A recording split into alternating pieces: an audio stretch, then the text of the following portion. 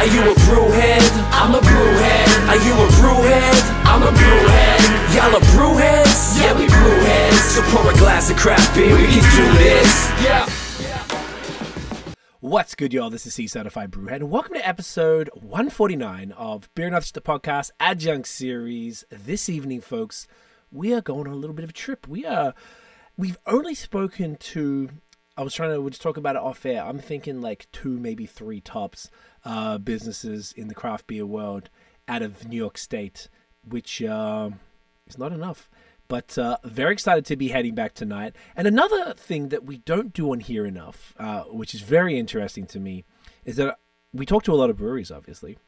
But one type of business that we don't talk to enough are the craft beer bars. I find that the craft beer bars just have a super unique perspective. Obviously, they have relationships with the breweries. They have a deep relationship with their customer and what their customer are after. You know, what's hot. They have to know what's hot, what's popping in the scene where they're located. I just think the whole thing is fascinating. And it's, definitely a difficult job to curate, a popular, wide-reaching tap list for a beer bar. And, there's so many, particularly out of New York State, there's so much happening out there. It's one of the best beer scenes in the continent. I don't think anyone would argue with that. So we're going to get right into it, guys. Please welcome Dave from Evalyn's Tap House in Brooklyn, New York. Welcome, Dave. Brought the crowd for you, buddy. Well, thanks for having me on. I appreciate it. Genuine pleasure, man. Yes, likewise, man. Thank you for taking the time. Very excited to get into the convo, man. We have a lot to talk about this evening, and you have done a phenomenal job curating our lineup of beers that are available at the at Evalyn's Tap House as well. So let's get into the first one, shall we? All right, let's do it. Beautiful. So, the first beer we're doing now, this is a brewery I only heard about. One of our fellow beer content creator friends from Montreal went to New York this summer, and she went to this brewery, Torch and Crown, and I actually hadn't heard of them prior to that. So I'm very excited to try this beer, and this is 5.6% Italian Pilsner called Strada. Italian Pils are phenomenal.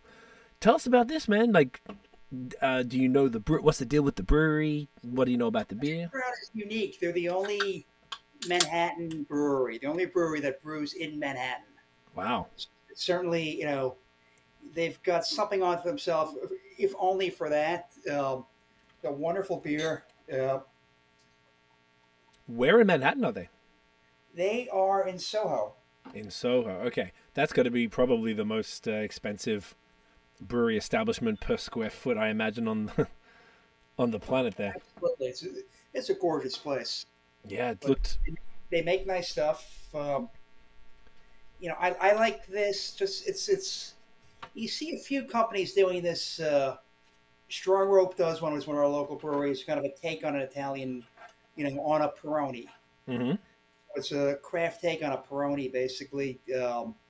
Killsborough out of Staten Island does it. It's a fairly New York thing. Okay, for the old Italian. Oh, the head is holding up beautiful here. Definitely seeing a few Italian Pilsners around, and I guess that makes a lot of sense. I always, you think of New York, you think, this fucking guy over here type of thing. Yeah. First of all, then, Dave, pleasure. Cheers, my man. Cheers. Ooh, it smells great. Oh yeah. That is delightful. This is a big boy as well. 5.6 for an Italian Pilsner is pretty heavy.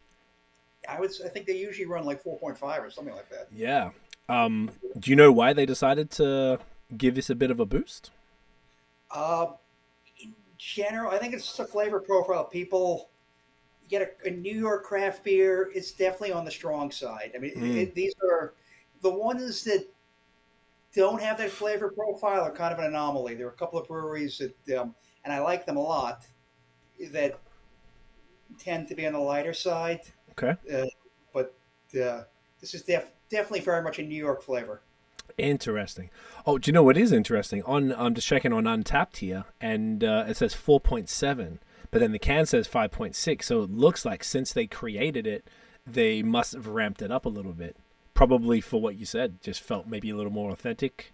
More for the market, yeah. Yeah, very cool. So what do Torch and Crown like if you were to go there, what do they particularly focus on? Like, what's their vibe? They make an IPA, and I can't remember the name. It's called like Tenement Steps or something like that, or Taking It to the Street. One of the, that's kind of the thing. Cool Where it's little, like, yeah. like one of these.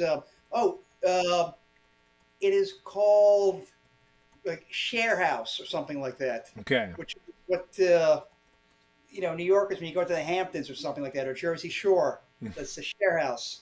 Right. So, okay. Like that. And that's kind of their signature beer. Okay. So they known for IPAs, and I imagine they probably do a bunch of Crispies, like different lagers and pilsners and stuff. They do. They've got a nice lager. They have an IPA that's wonderful, Almost Famous, that we carry on draft. Okay. I mean, again, kind of a cool name. Yeah, it's it also said Strada. The name of this beer just means street in Italian, because it's probably a more like typical thing you'd find out in the streets. Like the Fellini movie was a Strada. Was it like Zampano the Strongman or something like that? Yeah. Very cool, man. Was it important to you to support as many like breweries that are as close to the brewery, to the restaurant, to the bar as possible? Was that like an important thing for you? Yes, absolutely. Yep. You want to support them, and it's actually kind of a good marketing thing, because we are kind of at the epicenter of the Brooklyn brew scene. So I would say within like 4 or 5 blocks, there's Three's Brewery, Finback, Strong Rope, a couple other ones around. There's a few breweries like right near there. Okay. Where are you? Yeah, sorry, keep going. I guess Interborough is nearby. Wild East is up the block. Oh, I heard of them too. Okay, I'm just looking on the map where you are. I haven't been to New York you're down there. Okay, you're actually not too far from like Red Hook is kind of where isn't Other Half out there? Yes, Other Half is Red Hook. Oh, okay, I know exactly where. Yeah, I know where it is. There's the Threes, not too far. Okay. Oh, because Finback had a Brooklyn location now. I've been to the Queens one, but they've since. Okay. It's literally right around the corner. Man, that's a great location. Very convenient. It is. It's up and coming. Happening. I mean, they clean. The canal was we call it a Superfund site. It's a toxic waste dump. And, so they've been cleaning up the canal for the last 10 years or so, and this neighborhood's kind of coming back. So a lot of things are moving here. That's awesome, dude. Very, very cool. And this is a great choice to kick off the pod with, but I can see this being a perfect one to go to a beer bar and you crushing this. So this is the can, obviously, and I know you have a great can list, but is this also available on draft, at least from time to time? No, for Torch and Crown, we do an IPA. It's called Almost Famous. So that's the one on draft only. It's one of our best-selling IPAs. We kind of, for the cans, we have 20 drafts. We like to keep it fresh. We do rotate a little bit, but we want them moving. Gotcha. And we want to keep everything fresh. A keg here doesn't last more than a week. Pretty much anything on draft here. That's awesome. So the cans are things that I like. Okay. This is it's not what you like, it's what the customer likes. That's for the drafts. The kegs are kind of more an expression of me. I think that's really smart though, because that's I mean, obviously you've invested all this into a business, so you might as well have something that you like, but that kind of becomes like a bit of a calling card where it's like, all right, well, the draft list is maybe a little more intentional with, all right, we're going to have this many lagers and this many IPAs and, sours and blah, blah, blah. But then you're like, here's something for the real heads, some stuff that you like. And maybe I like that a lot, dude. Breaks up the... Yeah, and there are people, the real beer heads, they know. I mean, certain items, Marlowe, which is one you're saying you never heard of, is a real kind of a niche beer. And they're out of Nyack, which is kind of semi-upstate New York. And people that know it love it, but not that many people know it. Yes. Definitely. I do appreciate that though, because I feel like New York State is something that like it's key. Every time I go, like I was saying to you off air, like we're just over an hour of the border from Buffalo, so it's actually closer to go there than Toronto from where I'm at, and every time I go there, I just feel like it's like a whole other world. It's just over the border, and there's like, whoa, what is all this? Like, who are all these breweries? I have no idea what's going on. So it's very cool to learn about new breweries. And tonight there was, of the amount, there's at least 2 of them I never even heard of before. 2 of the hoppy beers that we're going to go through, which is sick. And to me, that's my favorite part, is just discovering the new stuff. And then that's the point of going to a beer bar, because you're going to be able to go in there and have this wide tap list, and particularly for visitors too, if you're not familiar, like, all right, go to a bar first before you go to a brewery, so you can, like, all right, let's go figure it all out. I mean, people really appreciate it. I mean, this was, it's like a little puzzle trying to put together a tap list. You got 20 drafts. You want everything to move. You want some variety, and it's a little puzzle. I think we kind of got it. We have a couple of German beers on draft, also kind of a nod to Rathaus, Reisdorf Kolsch, kind of a nod to our German cuisine, which is what we do here. Okay. Inspired. So there's some of that, and then everything else is fairly local. Certainly on the drafts. Okay. That's awesome. I want to actually get into that, but let's start from the beginning for you. So talk us through kind of your career in beer specifically, but overall too. So how did you sort of first come into contact with craft beer, and then what did that journey look like to opening the bar? Well, I mean, I've been in this business maybe 25 years, so it kind of started off. I mean, look, when I started off 20 plus years ago, Stella was a craft beer. That's and people didn't know what the fuck it was. I mean, it was that obscure, and then you get what we get, like Sam Adams, which that's great stuff. Still, at that point, you keep trying to push. You keep trying to push the customers forward a little bit more. You're trying to skirt the edge. You're trying to enlighten them and still stay in business. Well, that's the juggle, right? That's the whole puzzle. Then been doing it in Manhattan for a long time, and we have maybe a dozen beers on draft in Manhattan. I mean, they're all craft, but they're all fairly well-known craft. Gotcha.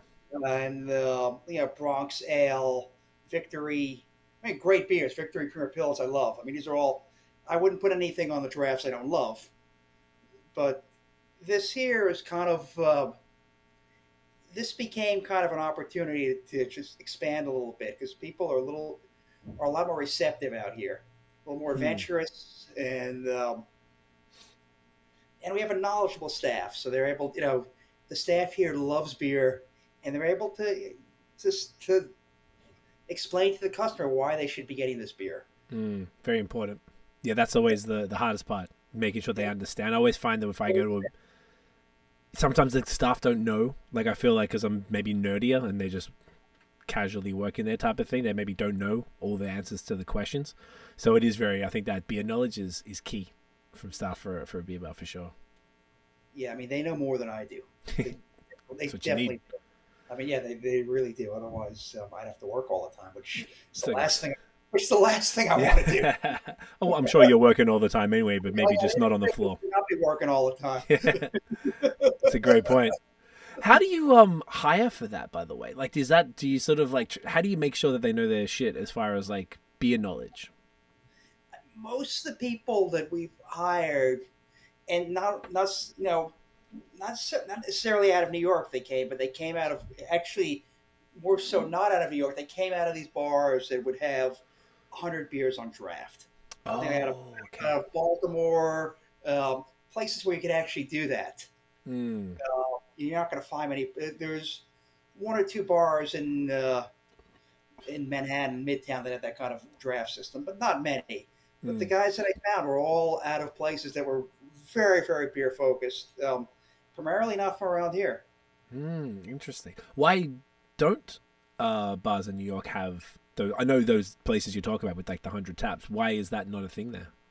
if you saw my Space? rant. Ah, If you saw my, I've heard the horror stories. rant, which Gotcha. And you're probably not going to be able to pay that just off beer. I get it. Okay, that makes sense. Yeah, the space is a premium here. Yeah, I understand. Yeah, every time we go, funnily enough, like every time we go to New York, we don't like complete the last maybe 5 years or only stay in Brooklyn. Like I feel like we don't even go to Manhattan anymore because there's so much happening, and there's like, as people who aren't from there, it sounds like, are you from New York, from the city? I'm from. I've been here for 40 years. Okay, So I think you I'm might from as well. New York. And but I'm from a suburb of New York, Long Island. Okay, well, that's New York, basically. All right, yeah, if you're from New York, you don't consider that to be from New York. Ah, okay. It's a racial thing. I'm sure there's something like that in Canada. Yeah, I'm trying to think. Well, yeah, there is. People from Brampton say they're from Toronto, and they're not. It's a different city. So, like Russell Peters, the comedian, is from Brampton, but you can't say from Toronto. Relax. Okay, I get it. Good example. Where was I going with all that? Okay, so when you started in beer in the restaurant world, you had just been dealing with beer as a part of the job, and you sort of really discovered and fell in love with it on the job. Is that fair, or was it beforehand? I mean, I always love beer. It's beer. What's not to love? But Amen, brother.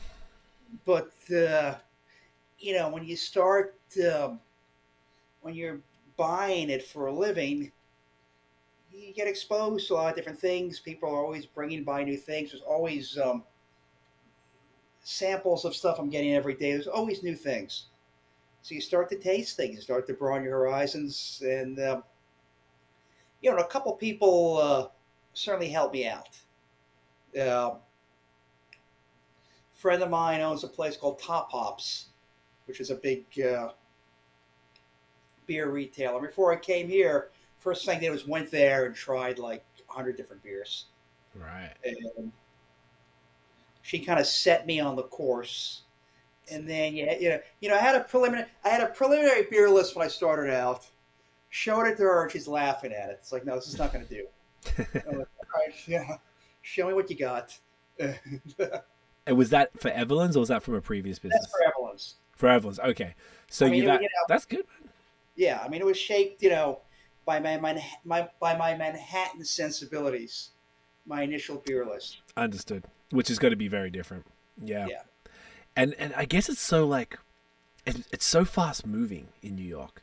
Like I just feel like there's something new popping up all over the place, and obviously you're in the epicenter, but then all throughout the state there's some insane breweries. Some of my actually one of my favorite breweries ever is Fiden's, and they're in Albany. They do the best haze period, and like. I don't even know if they distribute. You'd probably have to go up there, which it must be like 4 or 5 hours from the city there. This track, yeah. Yeah, because it's the same from here. Even from Buffalo, I think it's like 4.5 hours. Yeah, it's kind of wild. New York is this whole other New York that there's this little bit of downstate where I am, and then everything else. But imagine trying to keep up with all of that. It's a lot. So it's good that you did have a friend to sort of guide you in the right direction, and being that you are in Brooklyn, which obviously a little more hipster. There's a shit ton of breweries there, and world-class breweries that are extremely hyped. The ones you were talking about before, just in the neighborhood, are some of the most hyped in the country. So it's a great spot to be. Yeah, it's funny, like when I started this place, my salesperson, one of the bigger breweries, the big craft distributor in New York also represents Anheuser-Busch, okay. Oddly enough, in Brooklyn. And they said, look, you're going to have Stella, which is going back to my beginnings. Those like 3 cases of Stella have been sitting there for 6 months now. Nobody's drank one. Wow. Not even one? Not even one. That's crazy. Yeah. I honestly think that's the best news. I wouldn't. Well, but then you're a tap house, so who's going to that place and not like? Excuse me. Well, we get a little bit of everything because we're underneath a rock climbing gym. Okay, so you get to. Yes, you get everything. So we Gotcha. sell a lot of there's the Athletic Brewery, which is kind of a non-alcoholic Non-alc. beer. Yeah, yeah. Al's, which is like a non-alcoholic Pabst, which is kind of fun to drink. Yeah, man. I And love non-alcoholic beers. They're yeah, great. so we sell a little bit of everything. You do have to spread out a little bit, and in Brooklyn, it's also kind of very European in a way. Like people feel like it's okay to take your kids to the bar and sit at the bar, and which is nice. I mean, I Hey, you got to be more inclusive. We have a dog. We take him everywhere. yeah. It's the Yes, best. we are dog friendly here. Love it. I do take my dog here. We're a little better well behaved. He'd be here right now, but he's not. I respect that. You gotta have the right ones, and I do understand when the places don't have or don't allow dogs, and because you got little shit dogs in there. I get it. Yeah, we It's a we pain. allow dogs as long as they're well behaved. Absolutely. I love that. That's great to hear. And I do like the family. I feel like that's the same thing. Like I didn't care at all about any of that stuff before I got a dog, and we got a dog about a year and a bit ago. And now I'm like, oh, that's so important, and I can now understand what it's like for parents. And that's, you don't want to exclude anybody. You want to make them comfortable. And obviously, you want to hope that both the dogs and the children are well behaved because you don't want to mess up other patrons. But still, Well, I mean, love that it's fuck welcoming. the owner, at least bring the dog. Yeah, exactly. Then it makes everybody happy. I mean, I just every minute I'm not with the dog and leaving it at home, I feel like shit. Yeah. Of course, it's great to come home, but you want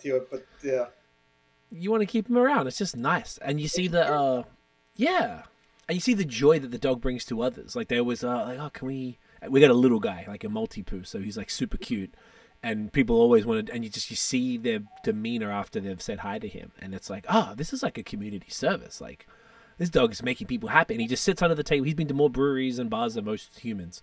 He's just shuts up, sits down, doesn't do nothing, and is it's nice to see dogs bringing joy to people. does he drink beer? Yes, he does. God damn it! You gotta get those dog. Don't they have dog beers that are made from I don't know if this is like animal abuse or not. I'm not sure. I'm not sure if I should admit that, but yes, he does. Yes, he does. I swear I've seen companies sell like animal, like dog beer, but it's like bone broth or something in a can, just so they can feel like you crack the can, you pour it in the bowl, and they can like drink that up. Make them feel a part of the experience. Granted, he eats anything, and at this point, he's like 9 years old. He eats anything, and he's okay with it. He's Indian food. Oh wow, it's okay. He's a hot ass. Okay. Okay. So that works out well. I love it, man. So that's super dope. But okay, so when you, maybe probably a better, like, why did you start this bar and why did you choose Brooklyn? Like, did you feel that something was maybe missing in that area? What was your intention? It literally, I think a lot of these businesses kind of fall in your lap. My landlord built this building. Okay. Specifically to be a climbing gym, and he had this big empty space down below. So my landlord is my partner here. Okay, very cool. And, very convenient. My landlord in New York built this building. Manhattan built this building. Gotcha. So he had the big space. I saw it. I'm like, beer. And, my chef is from Berlin. He looked at it. I'm like, beer, German food. Okay. Hell yeah. That's awesome. So it was that easy, that simple. It was that easy. And it's funny, like, it's New York. Everything takes forever to build. Yeah, I bet. The story is like getting your gas turned on is a big thing. It takes months, Oh. for the kitchen. And it finally happened. We finally opened it up, and we're kind of cash about it. No real promotion. I just kind of opened the door, put a little sign outside, happy hour. People started pouring in. They're like, "What took you so long?" All right, you knew you were in the right. You knew it made sense. It was that easy. Interesting. That's very cool. So is it in the middle of like a residential kind of area? So it is in the middle of the biggest construction zone in New York City right now. Wow. There's literally, there's thousands of apartments going up right now, but they're all under construction. Gotcha. So we're in the middle of a. Yeah, in fact, I was just like talking to the guys that they're building crazy shit on the canal. I'm like, just there's so much construction. There's all this like, it's kind of surreal looking. All this like lights everywhere and concrete machines. I was just talking to the guys like, can you turn the big spotlights around? They're shining from my window, and they're cool about it. But everybody's pretty chill, and cool. There's a lot going on. Everybody kind of knows there's a lot going on here, and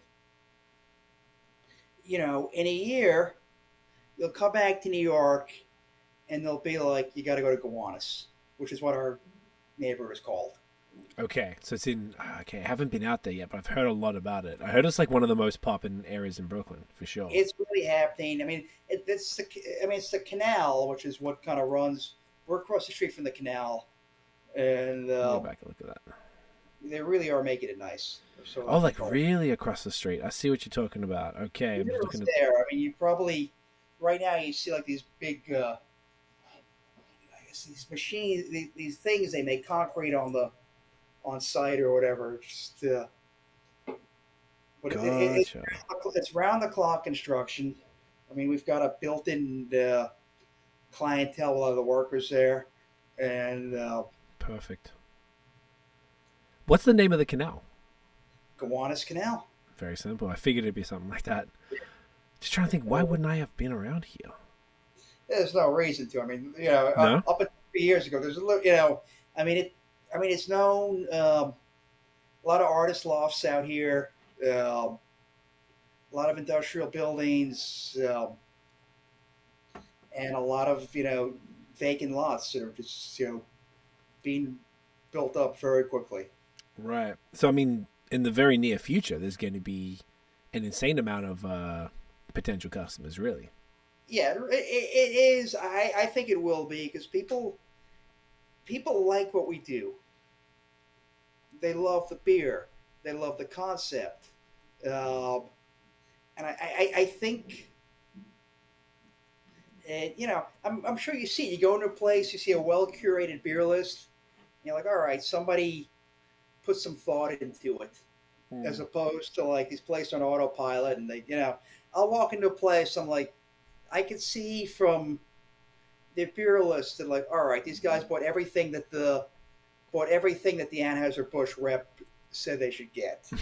I mean, you see this, Oh yeah, I know exactly what you're talking about, and actually, I think it's probably about time we do that next beer. But I definitely want to go through. I pulled it up here, the tap list. It's pretty bonkers, so I definitely would love to go through that. So, next beer, you want to tell us what that one is, my man? Okay, I think we were moving over to. This is the shipping out of Boston, which is Jack's Abbey Craft Lagers. I mean, we get calls shipping out of Boston. Love it. There she is. Which is the Dropkick Murphys, I believe. Okay. Like all those Scorsese movies where when they show like action in Boston, they play that shipping out of Boston. Okay. I didn't know that. I only went to Boston for the first time this summer, and it was amazing. I loved it. It's a great town. Such a cool town. So nice. Oh yeah, Jack's Abbey are phenomenal. Look at this. Oh gorgeous. Yeah. What a great choice of a. That is an amber. Oof. That is gorgeous. A nice looking beer. Oh, wicked head. Nice deep caramel. Good looking beer. Yeah, very attractive. Great choice. Have you had? Is this a brewery that you keep on a lot, or you've worked with a lot? Familiar with. I've known them for a long time. Again, this is actually one of these beers that is one of these beers that the Anheuser-Busch rep reps, and but we get calls for ambers. Not a lot, not enough to justify a keg, but enough for the cans. Enough, and this to me was one of the easiest drinking ambers. It's just so smooth. It looks amazing. Cheers, brother. Cheers. So it's an amber lager, not even just like an amber ale. Amber lager. It's just a super easy. Money. That's and I don't know great. what you call this. Like a Vienna almost, but not quite. Like a Vienna, but a little.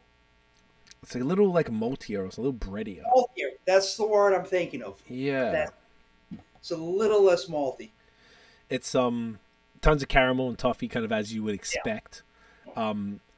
It's like nice sharp carb, but kind of still on the creamy side. Not a little bit bitter. Yeah, grassy. Really easy to drink, like really easy. Nice dry finish there. What's the ABV?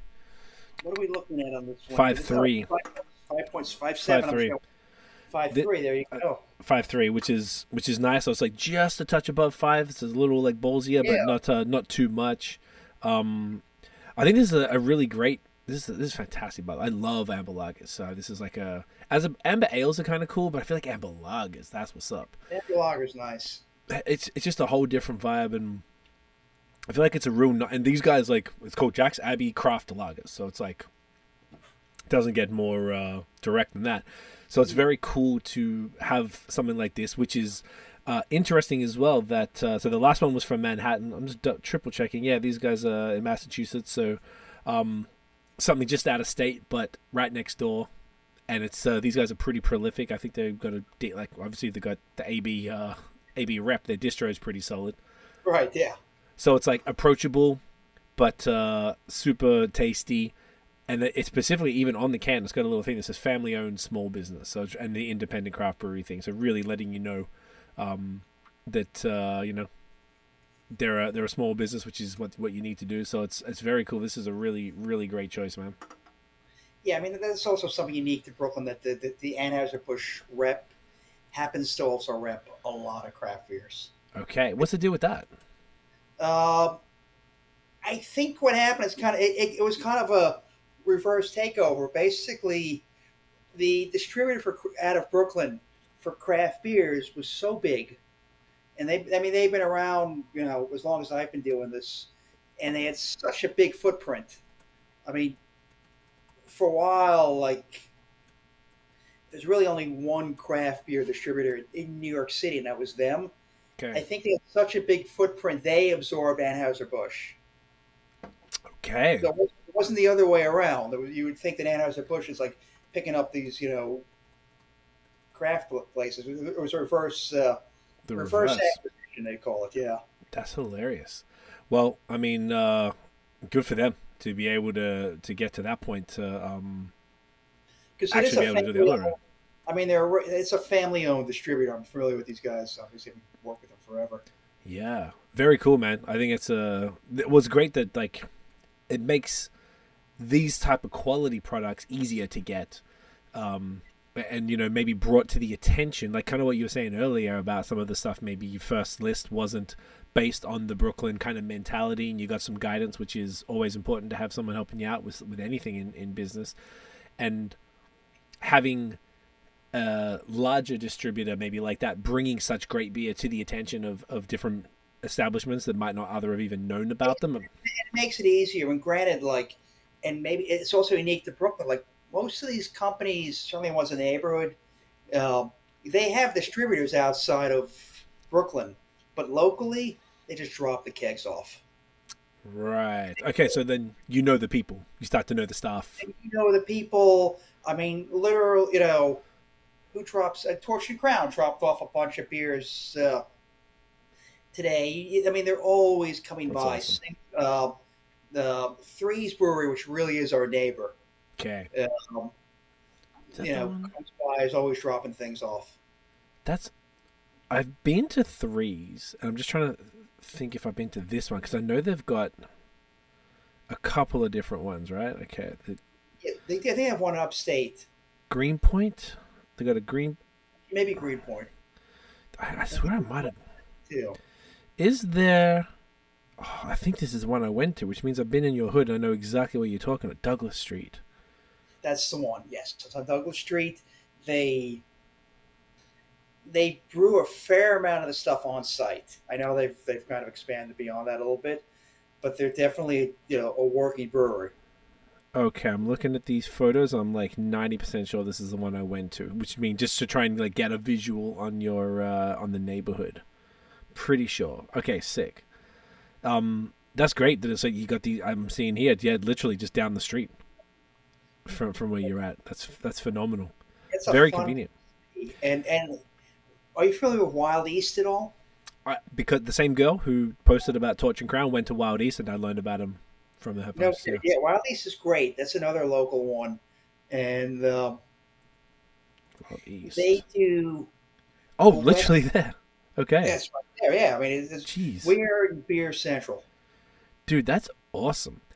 The best part about all of that is the ability to do a bit of like, what do you call it, like a crawl. Like a crawl, yeah. Particularly Brooklyn, like you always forget. Particularly, I mean, obviously you've been there forever, but someone like me comes from out of town, excited, and say if you're a bit of a noob to the area, you go probably stay in Manhattan like everybody does. And then you got to do this trek to get out to other half because that was the first place. I'm like, geez, this is far as fuck. Like, where am I going?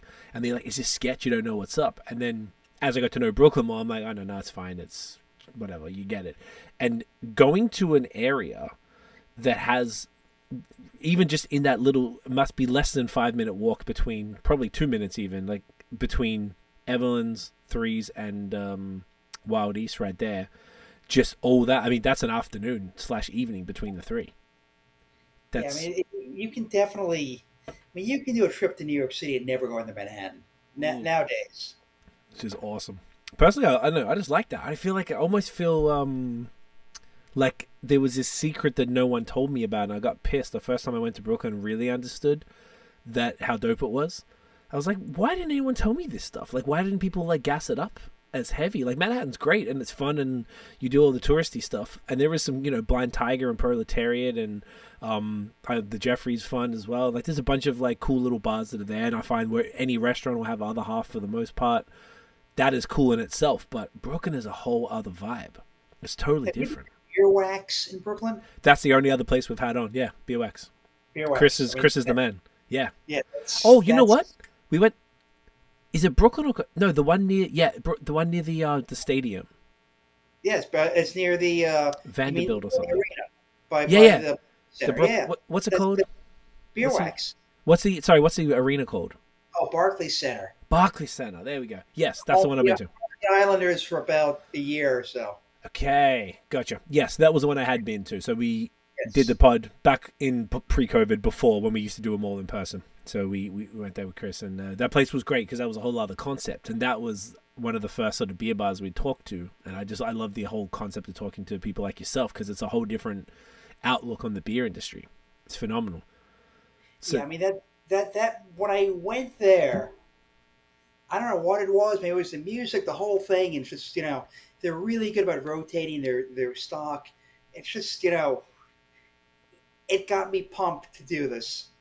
That's awesome. That's like hats off to those guys. They definitely they got the right feel. Definitely doing something unique. Do you know Chris? I do not. I literally only know it as a customer. Gotcha. I literally know it as like someone that's a friend that lives nearby. Wandered in there late night. God knows how many times. Hell yeah, man. I mean, just the fact that you have that in New York, though, I think is the coolest thing in the world. Like, it's not really like that up here. There's something really special about that. And particularly in Brooklyn. And there's like, we walked from there because it was summer. We walked from Beerwax to other half from there. It was a bit of a hike, but it was a nice walk because you're going through. You can like just these beautiful side streets and stuff. Yeah, but it was just so cool. And I'm sure there was probably, if we really did our research a bit more, there probably would have been places along the way to kind of check out. But I guess that was probably what's giving me the idea is that, what you've got in your particular area in Gowanus there, amazing. That's just the three of you guys there. And I bet there's probably other stuff that if you go out a little further, around, you mentioned Finback too. You start going, Finback, you've got, you can move a little further over. I mean, Strong Rope is nearby. Finback's one other block from 2 blocks from Wild East. That's 4 incredible spots, man. Oh God, this. Chicago is a transmitter, which is in the Navy Yard, which is fairly close. Okay, They transmitter. kind of specialize, and I like them too. We do carry them right now. I wish right now. Transmitter. Okay. So they specialize in kind of a Belgian. I got a hibiscus vit that I'm carrying right now. They're more. It's a different flavor profile. Gotcha. Navy Yard, I definitely recommend them. Hell yeah. Okay, I'm just seeing where they are. Okay, it's a little bit of a different. That's up near. You said Navy Yard. The first time I went there was stayed in Bushwick, and looks like it's kind of near there. Bushwick, there's a Ish. place called Interborough. Interborough. I went to the one near Grimm. That was is that Bushwick there? That's Bushwick. Interborough is, they call it Bushburg. They have a beer called Pilsner. It's kind of between Williamsburg and Bushwick. Okay. Grand Street. Yes, we found the best hotel ever, and then COVID happened, and we were like, sick. This is our new spot. I think it was called Indigo in Williamsburg. Oh yeah, And yeah. we stayed there, and it was on the corner of these streets that were like, we used to go to Afropunk every year, pre-COVID. So like we go there and stay there, and it was like whichever direction we went, it didn't matter. There was something crazy and close by. So then we didn't realize, because I used to go to Grimm, and then just down the street was Interborough, not too far away from Toast, another beer bar that we'd been to that was fun. Once again, this is 4 years ago, so sounds like so much has happened in that time. The big Williamsburg brewery, that I like, is Talia. Another one I heard from the same chick who went there. So I haven't been there. They must be all these places must be relatively new. Fairly new. Okay. Talia is like one of the few really women-run brewery, and they make That's great. They make great stuff. They make a wonderful IPA, like Sun Up, I believe, and then they make great sours. Okay, that's awesome, man. You've just got yeah. Keep going. No, and I try to. There's definitely, I don't know if you notice it, I have a New York IPA profile, and so I try and find things that are a little different if I can. That's why Talia's got a great IPA, but their sour is top notch. I love that. It sounds like, though, even if you don't go outside of Brooklyn for the most part, you've got so much right there for you that you're able to sort of tap into, to really round out a great tap list, which is just so cool just to see. No, I actually haven't looked at it, and I found there where the hotel we were at, and then coming down to see where you guys are. It's not actually that far at all. So it's like in this whole it's so cool, man. It's really smart of you to do a bar like this, particularly in that area. So there's it looks like there was 3 phenomenal breweries, if not 4, and then you guys all in one thing. That's so dope. So smart. It's fun. It's weird because I can't imagine what it's going to look like in a couple of months. It's kind of like dystopian the way it looks right now. You look at it, there's just because everything is, because all these construction sites are all lit up at night. Right. And it's really fucking weird looking out the windows right now. It's going to be completely, enjoy it while you have it, but it's but it's really fucking weird here right now. I can imagine, but it's like you're betting on the future of the area. There was a brewery, so we're in Hamilton, Ontario here. There's a brewery from here called Collective Arts, and they had... Great. We poured something. We did a sour, I believe, by them. Jam Up the Mash, probably? Maybe. No? Or they guava? They have a guava sour. It's really good. That's pretty... It may have been something with jam in it. I think it was that one. Yeah. That would make sense, because they had a pretty good footprint in the States, and they were going to open a brewery in Gowanus, and I forgot what happened. Something happened with the landlord. Guava Goes? Yeah. Yeah, that was them. Great beer. And that sold really well. Actually, that was kind of a mover. Yeah, I'm not surprised. It's one of my favorite from them. And they were going to open one there, and now I'm 10 minutes down the street from their brewery here, but I was excited for them to, a Canadian brewery, to open up something down there. And I forgot what there was. We had them on the pod, and they were telling us about the story. I think it was a landlord thing, which almost always is. But that was one of the first times I really heard about it. And I remember seeing Finback was opening up there, and all of this. So it's I don't know. It's awesome, dude. I really did not realize it was that condensed, and I think that's one of my favorite things about New York is that they're like, it's unlike that almost anywhere else. They're just everything's jam packed. If you ever like drive around New York, sometimes like you start moving towards the perimeter of New York, and you're like driving for like an hour. It's like, holy shit, I'm still in New York. Yeah, it's just keeps going. Yeah. Yeah, we used to drive down too. It was like a pretty good. It was just all the tolls get you on the way. I don't know why New York State's toll heavy. They love it. They love getting you on a toll. Right. Yeah, that's why they're the Easy Pass. You don't realize until you get the bill like how much it costs you to do this. Yeah, we're actually even considering it now because we keep going there. And even to get back over the Canadian border, if you go to one of the specific borders, it's tolled. Actually, no, both of them are tolled, and they've got like agreements. The New York State has agreements with the Canadian government, so I just get a bill in the mail to go over this thing. It costs like $10 to go like 3 miles or whatever on this little piece of road right before the border. It's crazy. So I'm thinking about getting an Easy Pass. I think it might just make my life a bit easier. It's definitely worth it. I mean, like stuff like going from like New Jersey to Manhattan, I think it's like $18 or more even. See, that's kind of wild. And there was one. What's the bridge? The George Washington Bridge, I think, is like 20. That's one. Isn't it like 20? That's the one, right? Yeah. Maybe $20. It's a lot. I don't know. I don't. I try not to itemize the bill or think about it. You know. Well, you won't take that road, yeah. I don't want to change my lifestyle and think like, oh, you know, I shouldn't be doing this. Or, yeah. I mean, $20 to go over a bridge is kind of wild. Yeah. But it's yeah, the whole state is a little bonkers with that. But I want to look at your tap list, man. Like I pulled up your website here. So you've got two parts. You got your tap list, and then you've got your bottles and cans, like you're talking about, and obviously a little great selection of wine there as well. So I mean, looking at the tap list here, you've got your own house lager. Who makes that for you? God, I forget the people that make it. It's in Connecticut. They're affiliated with. I work with them through the people that brought the Fat Orange. The baby kittens, 12%, gotcha. And gotcha. It's in Connecticut. I just kind of know it from the corporate. That's fine. Just curious.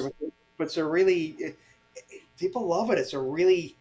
That's our kind of go-to. You want a simple, easy drinking lager. I think it's a 5% flat. And yep. So I see a 5.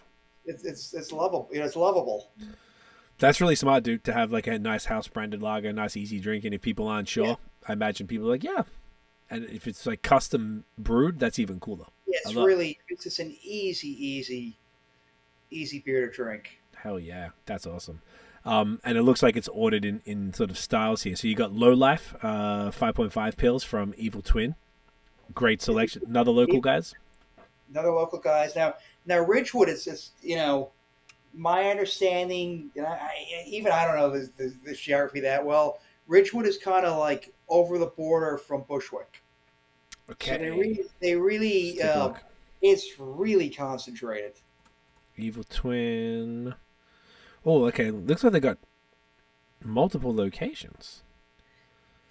So there's one, there's one in Queens, and I think there's Queens is where they brew it, and that's kind of where they brew it is there's near Dumbo.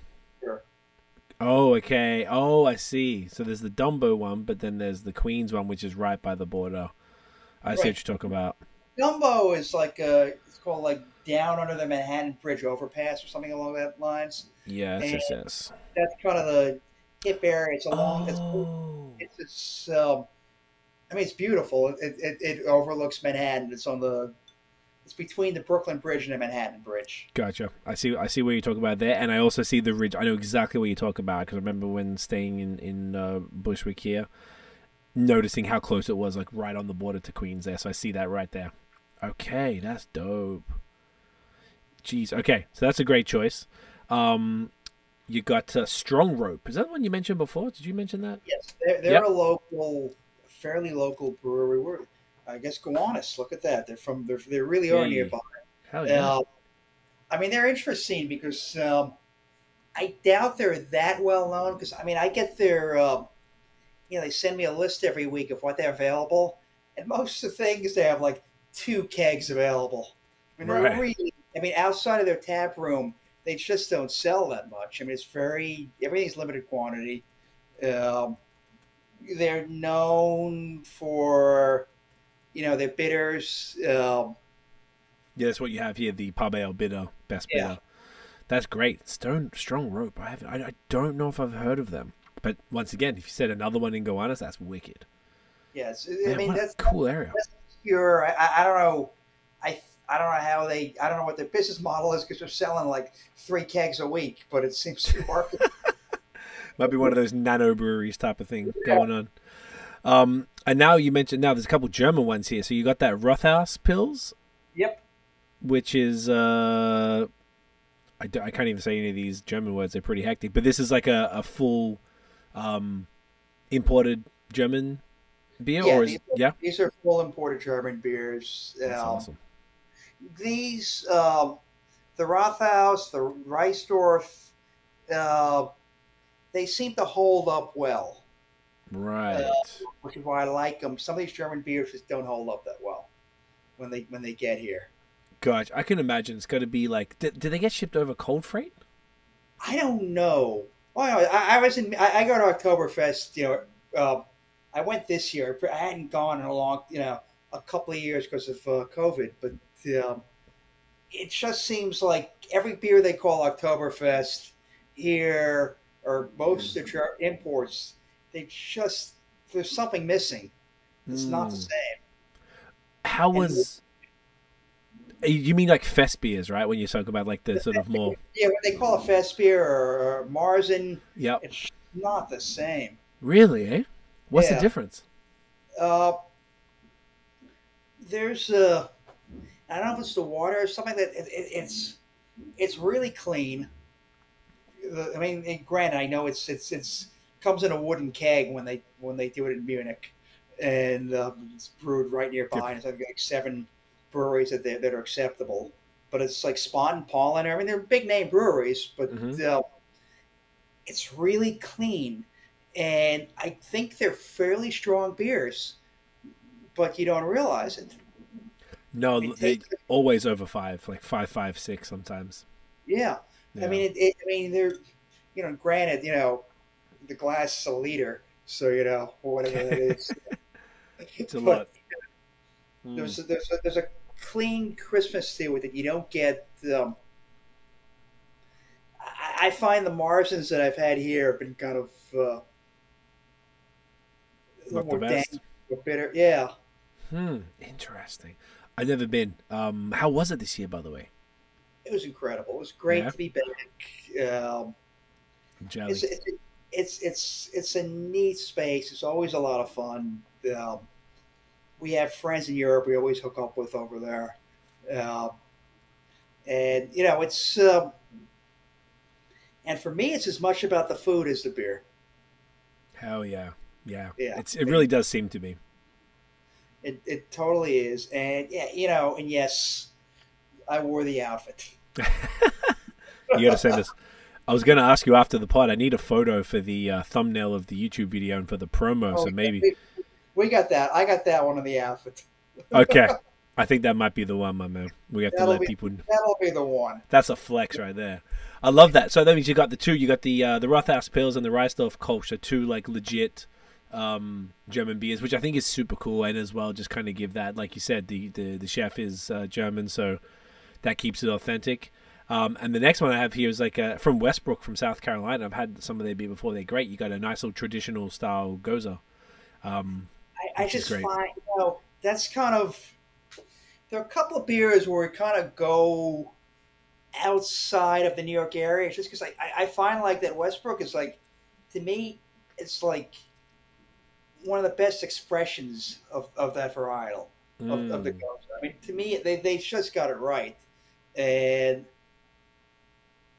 I've had some local ones. I can fuck around trying to be local with it, but it's just, I mean, these guys got it down. Yeah, man. I like that. North Carolina goza. Who doesn't think that? Yeah, I mean, it's like there's, particularly in the summer, they're just perfect. And if they've gone to the more traditional without like, fruit or anything like that, like it's money. It's just like a really refreshing, beer to have on the menu, and it's perfect the way you've got it all listed here right after the German couple. So it's money. The only one that I've liked as much, which is SingleCut, which we're going to discuss in a minute. There's a local movie theater near us that SingleCut makes a beer for them, a Goza. Okay. So, like, Goza to the movies, they call it. And well done. Tastes like you taste the salt and butter from the popcorn on in this awesome. beer, and that is that's special. Cool. Yeah, we're gonna do a SingleCut beer this evening. Right before we get into the IPA portion of the tap list, is it time for a hoppy beer? I think so. So I think we are up next. Would be Marlowe, we thinking? Marlowe, yeah, because this is a lower ABV still, sticking in the 5s. This is a brewery that I've not heard of until I saw this can. I was looking them up, and they look super cool. There we go. Really cute artwork. Yeah. And this is an APA, which I like, at 5.4. Tell me about these guys, bro. I don't know anything about them. I discovered them at Beer Wax. Ah, okay. Oh, they're from North Haven, Connecticut.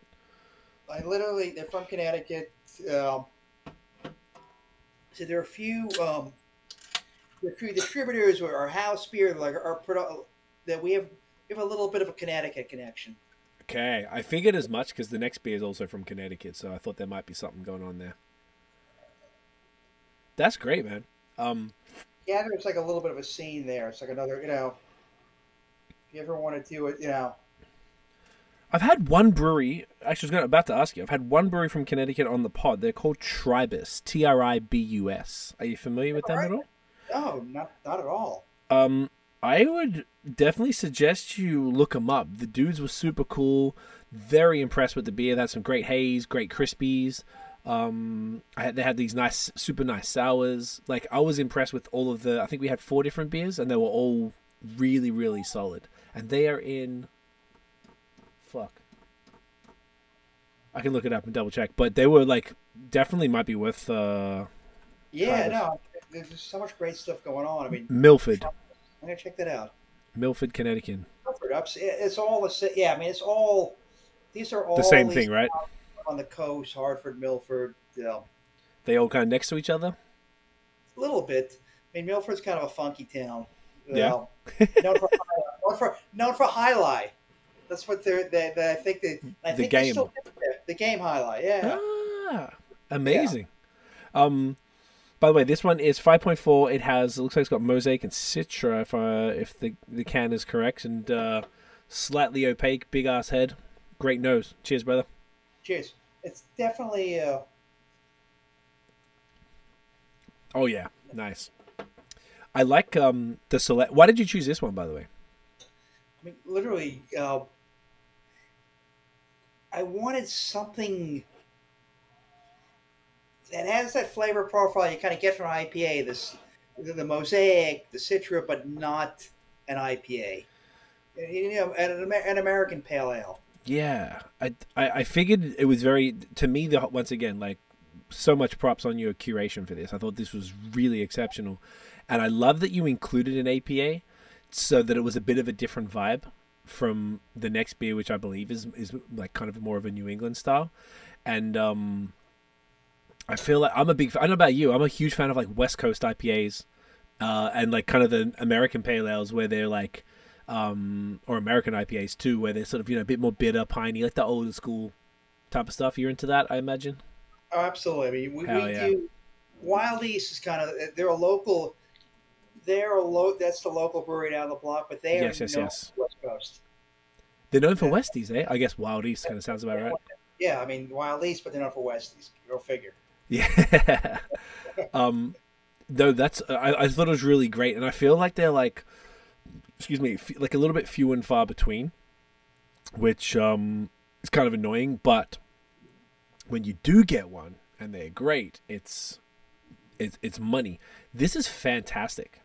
This is just a winner all around, and everybody that, I mean, you've got to sell this on people. Right.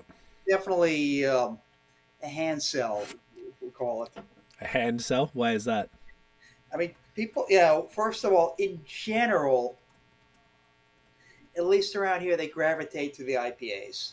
Mm-hmm. Selling an American Pale Ale, and That makes sense. we've got a couple Lizard King, Pipeworks Lizard King we do here, and the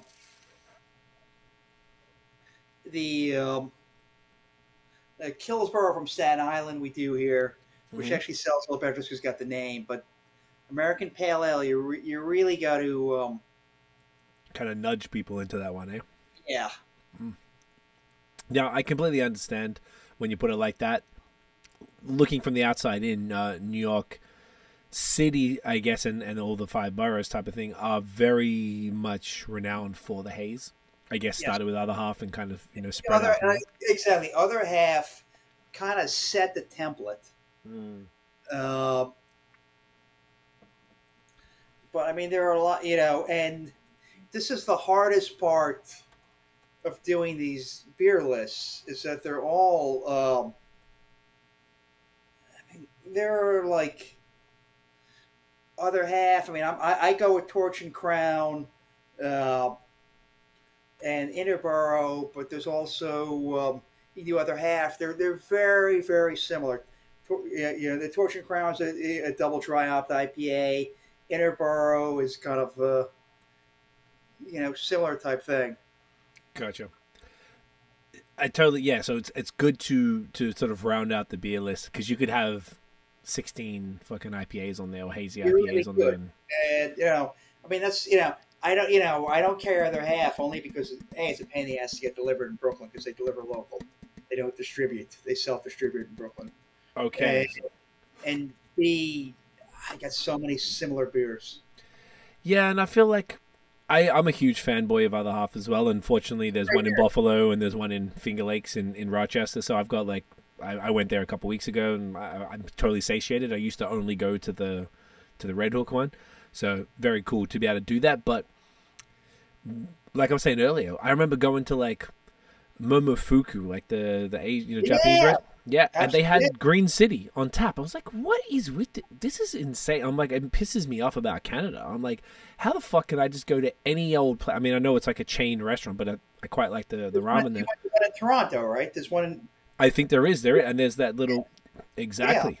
But you go to that place. I did not expect to have Other Half on tap, and I'm like, this is wild to me. My girlfriend's friend lived there. She was a travel nurse, so she lived in Midtown, and she had a bar in the Lower East Side that she really loved called, I think it was Sunny's Bar, or Sunny's Corner Bar, or something like that. I know what you're talking about. It's Sunny. It is on near St. Mark's. St. Mark's, that's the one. Yeah.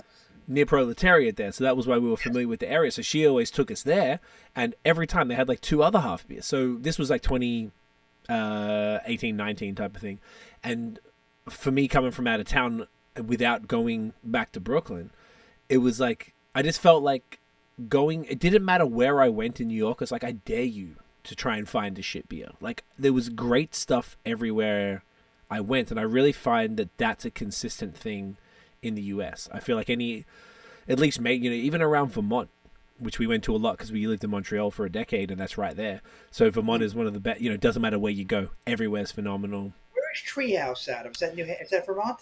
No, that is Massachusetts. So we actually just went there in August. So there's 5 locations. There's one in Charlton, Mass, which is about an hour west of Boston.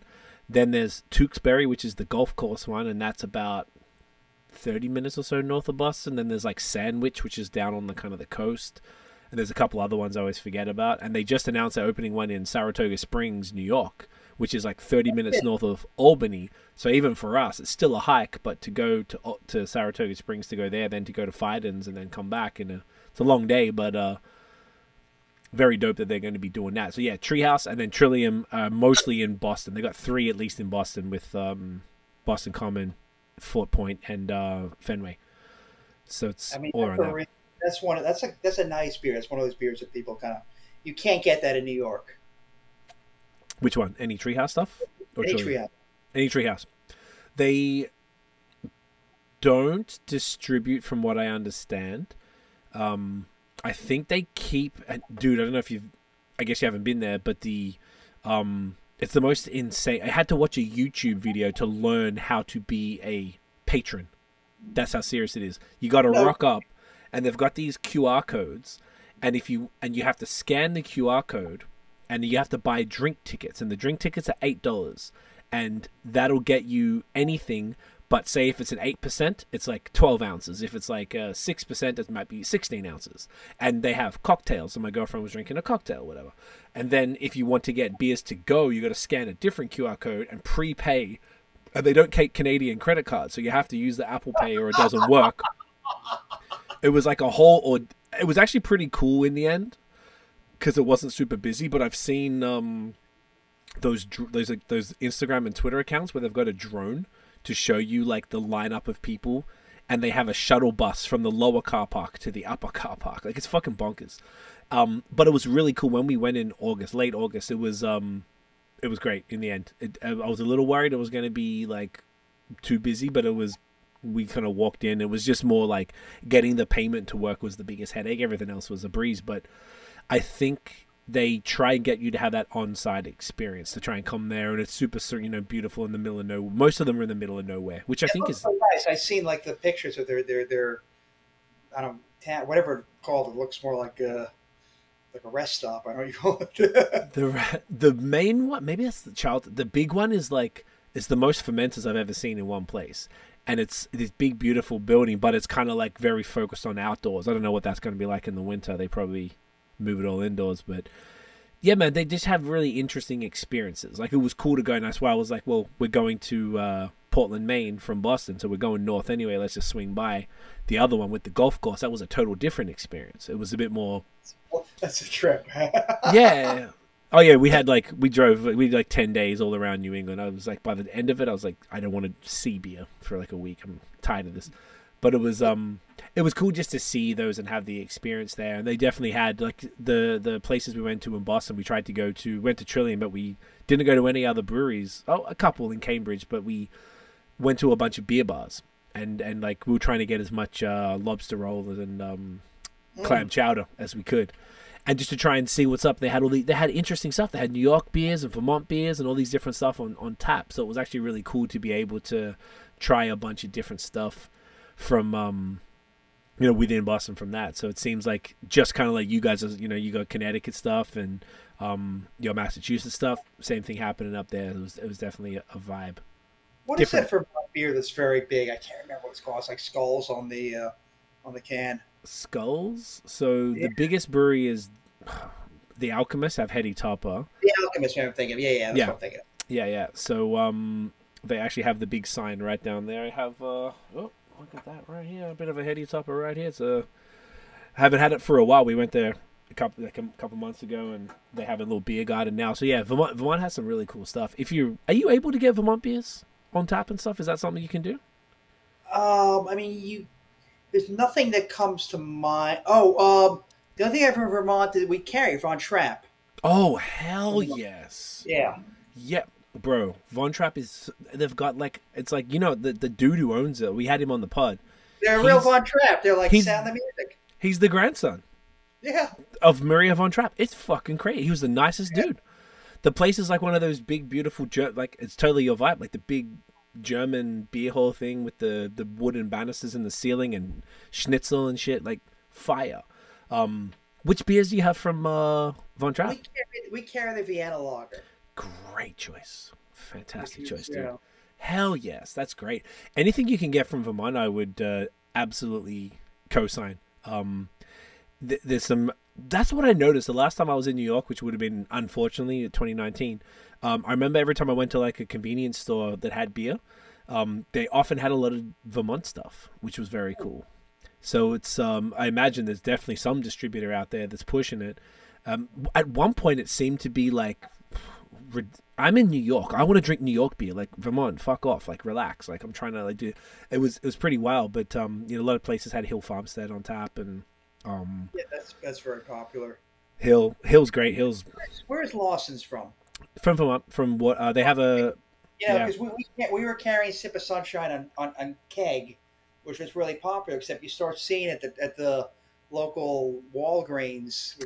down here. You know, just like, oh, I think When we were in Boston, we saw bus stops or train station entrances with banners. I'm like, where did they get this money from? Like they're not that kind of brewery. They got a beautiful brewery now. They used to just kind of contract, but it was. I understand there's probably not a lot of value for you to put that on if it's kind of just money from Trader Joe's. I think pretty much. I mean, they're in Trader Joe's. Wouldn't be surprised.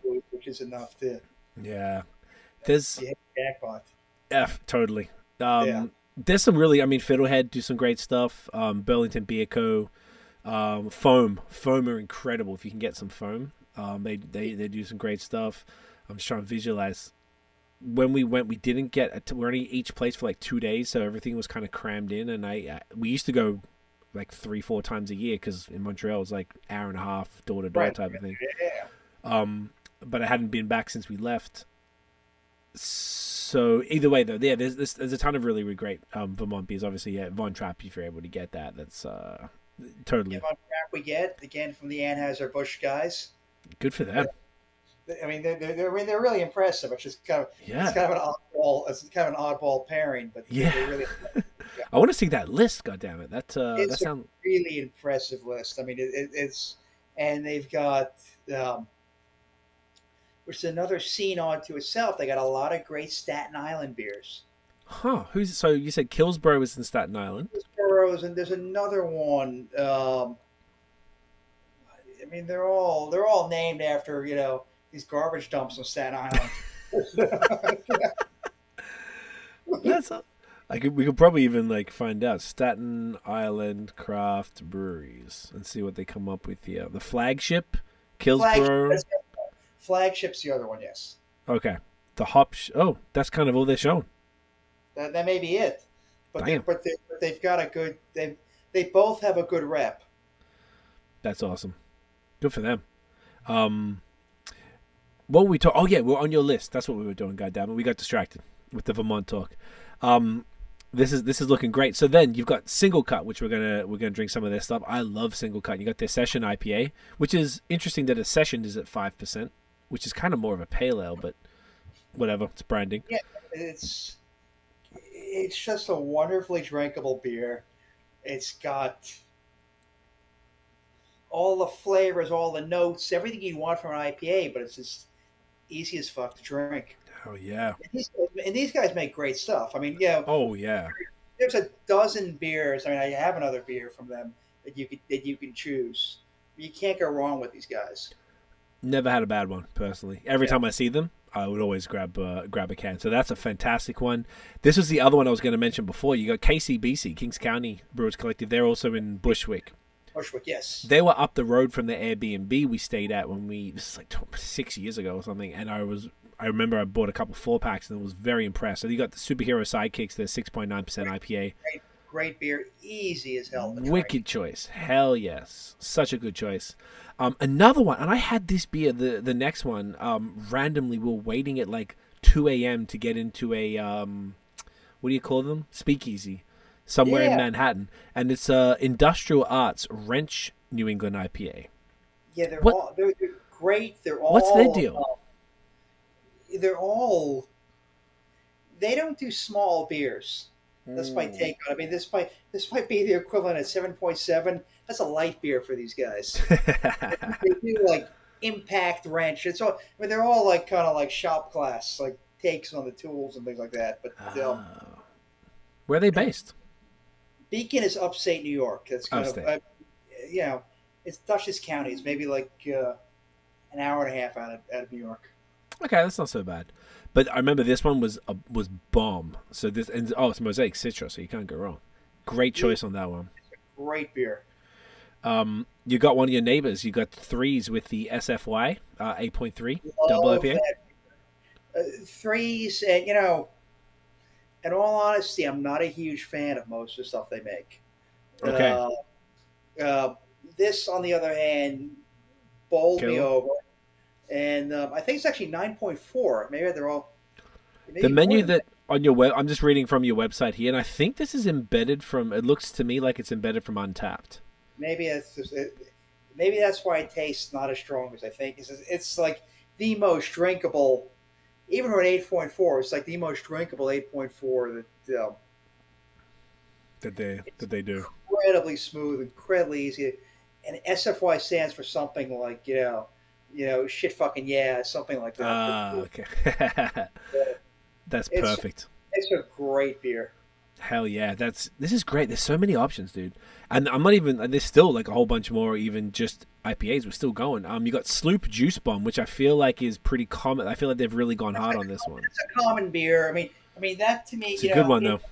In Manhattan, so in Manhattan is kind of pushing the envelope.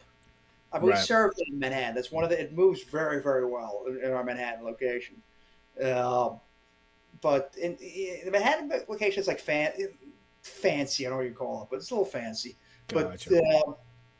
But I just like that beer. That's kind of why I agree, there. Dude. I think that's important. Good. Hell yeah, I think it's a great one, and I almost feel like because I know this is kind of, it reminded me just of what you were saying about Lawson's earlier. I feel like that's not really that much of a bad thing though, because like you said, you're getting a mix of people. You're getting the people from the neighborhood, you're getting the people from the rock climbing, you're getting like the construction workers, but then you're getting the beer nerds. So even if people are more of a casual beer consumer or maybe a bit newer, and they've seen, I saw this in Trader Joe's at in Rochester recently, and I thought it was so cool that they had that at Trader Joe's. So that means there's more people going to be exposed to this, and maybe people will be more inclined to kind of give that a crack and wants to give that, like, all right, let's see what else they got.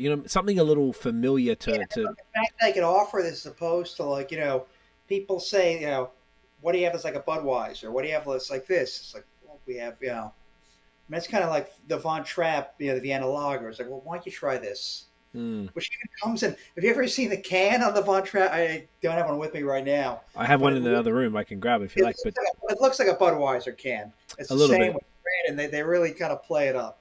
Yeah, they do. With the shorties and then those little 12 packs. Yeah. So I grabbed the 12 pack because I had the mixer, and I love that they had the mixer. They had, I think, the Kolsch, the Pils, the Helles, and the Vienna. I was like, it's perfect. It's great. I know exactly what you're talking about. And that familiarity does help some people get over the line. And I think that's what I've learned. Nothing wrong with that, bro. That's the one, this is a little businessy thing that I've kind of learned, which is, you get a good bartender and they'll say, well, what do you usually drink? Well, we don't have that, but we have this. Try it. And they love it. Yep. You got to do it that way. It's the only way to kind of get people meet them where they're at, get on their level, and just be like, hey, look, totally get it. This is pretty close, but try this. It's got this, And if they come in there open-minded and they're going to sit around and have some food and have a drink anyway, the staff are definitely going to be encouraging them to do a little sample or something at least. Well, we do those little, tasting flights and things like that, and that's fun. Yeah, I think that's important too, because some people just want to try a bit of everything, and some people maybe want a whole, they'll try like whatever 4, 5, 6 samples, and then they'll be like, all right, let me do a full pour of this one, and truthfully, you don't really have to buy a tasting flight here. I mean, bottom line is we pretty much you can try as many as you want. We don't care, Which is great, because trying to give people the opportunity to find what they like, and so they can enjoy the experience. I love that. Happy. Yeah, man, I think that's awesome. You got Interborough Lifted IPA, which is great. Another 6%er, which is these two. I love that 6.5. That's my personal favorite, like IPA zone.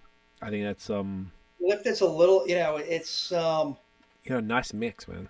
It's a little lighter than because it's funny. Like they do a lot of stuff. It's a little lighter than the Superhero Sidekicks. I had that. KCBC and Interborough like do some stuff together. I think they're like located like right next door to each other. If I'm not, you know what? Because I know KCBC's in Bushwick. Interborough was close to Grimm, and I think you just told me that those two areas are pretty close together. So they're all the same. It's Bushburg. Yeah, Bushburg. That's right. So that would make sense.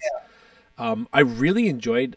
I haven't actually had this lifted one, but when I went to Interborough, because I didn't know it was there. The last time we were in New York, I went to Grimm, and then we did like a bit of a crawl for a whole day and went to a whole bunch of places. And I was really impressed with with Interborough. Like the whole the vibe was cool. They were playing hip hop. All their beers are named after like Raekwon songs and like from Wu-Tang, and they do the collabs with Run the Jewels and stuff. Like, very impressed. It was just like totally different to anywhere else, and the beers were great. So yeah, they're great. They're the people, as far as like people that I've dealt with, they're the best. They're the best. Love to hear that. That makes me happy. They what do you want to are, do? Deal with good people, man. They're really the best. Yeah, I mean, as far as like music names, I think you really got to go with SingleCut. I mean, which I guess SingleCut is a Les Paul. I guess is a SingleCut. That's what it's named after. Okay. Yeah, like single cutaway on the guitar. Oh, I guess like 18-watt IPA. Okay, so they got like the rock stuff. Maybe Interboro's got more of the hip hop stuff. Kind of rock and roll with these guys. That's dope. I love to see that, bro. They got a lot of vinyl in that place. Okay, man, I have to go there now. Where is SingleCut again? Astoria, Queens. They're Queens. It's kind of an odd. My partner lives in Astoria, which is more. It's not a hip part. It's not a hip part of Queens. Oh, I see. He's just like knows it. It's just like it's right by his house. So it's like his local hangout. They're very. It's way up there. They don't pretend to be any. They don't pretend to be anything. They're not. It's just a beer. Hell yeah! Okay, I have to check. I've never like been that far in Queens. I went to Long Island City, like LIC Brewing last time, beer project, and that I was like, oh, I'm in Queens. Okay. We don't have it on the list at this moment. Maybe we did Coated Tiles. Okay. Which is an ale they make. It's really nice. Hell yeah. Okay.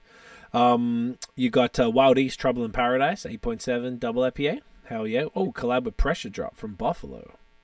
I should look into that. Buffalo, eh? What's up with Pressure Drop? Do you know anything much about them? I don't know much about them. You ever heard of them? No, honestly, I'm adding it to my list right now. I have a Buffalo list. I do not know. I know that there's kind of a Pressure Drop's like a reggae thing. I think a Pressure Drop, something. Okay. I'm gonna look them up, dude, because that's fire. I'm looking for more cool stuff in Buffalo because I just don't know shit about what's happening out there. So I'm trying to soak up all the knowledge because I lived in Montreal for 10 years, so I know all about Vermont back to front, but I know nothing about Buffalo aside from other half. It's a really fun town. Yeah, I love Buffalo. I feel like everyone fronts on it a bit. I think Buffalo is great. Particularly now, they really like, not the gentrification. It's fire. I feel like there's like great coffee, great food, great beer. It's a vibe. I feel like it's a cool ass city. You've also got Pipeworks, Lizard King from Chicago. Okay. Well, that was just, I liked it. And again, love it. When you start moving away, we're moving towards Killsborough on that because I found a local one that I like. But when you start moving away from a certain flavor profile, which is, I think, the New York flavor profile, which I think other half kind of started it, you've got to move geographically away from New York. That's fair. Just to try and switch it up a little bit. Yeah. Look, Chicago, I don't know what I've been there, but like a decade ago, and I haven't been able to get my hands on a ton of stuff from there. But I've always heard really good things, so I think it's also interesting as well for you to like sprinkle a bit of stuff from out of town in here. Just that's kind of like the Goza, yeah, the Westwood, the German stuff. Yeah, yeah, man. I think that's a solid move. I think that's great. Just fun because it introduces people to new stuff and it shows that you're like pulling in the things that you feel are the best suited for your clientele here. And they're like, once people, come once, they'll come back a couple times. They'll start to trust you. But all right, cool. Well, if you guys are putting this on, you're doing it for a reason. I really wish I had 30 drafts. I mean, granted, if I had that, I wish I had 40. Well, you got 20 already. 20 is great. Yeah. This is a very eclectic list. You got Transmitter, which you were just talking about before, the Saison, which is cool. Yeah. Oh, with wild yeast cultured from blueberries. All right. Hell it doesn't, it's kind of, it doesn't taste like a fruited beer or anything like that. It's just wild yeast from. It's like an overtone. Gotcha. Love it. It's good because you got to have a little bit of farmhouse. I imagine that because you only have the one farmhouse beers, maybe you're a bit of a grower out there. A bit of what? A grower, like as in people aren't really. You have to sort of warm them up to say something. You really do. I understand. I think that's most. Yeah. That's a niche thing, but it's something I like. It's good to have one on, man. I feel like because I'm coming from Montreal, like in Quebec, they love that shit. So it's everywhere. So it's every market, like even out here in Ontario, though, hardly any. So it's. I also do. I mean, it depends. I kind of rotate back and forth with Omegang Hennepin. Oh, I think I've had that. At a Cooperstown. Yeah. Okay, I know exactly what you're talking about. Omegang Hennepin. I'm pretty sure I've had that one. Yeah. And these guys, I mean, that's funny. That's actually, that's an early craft beer. They were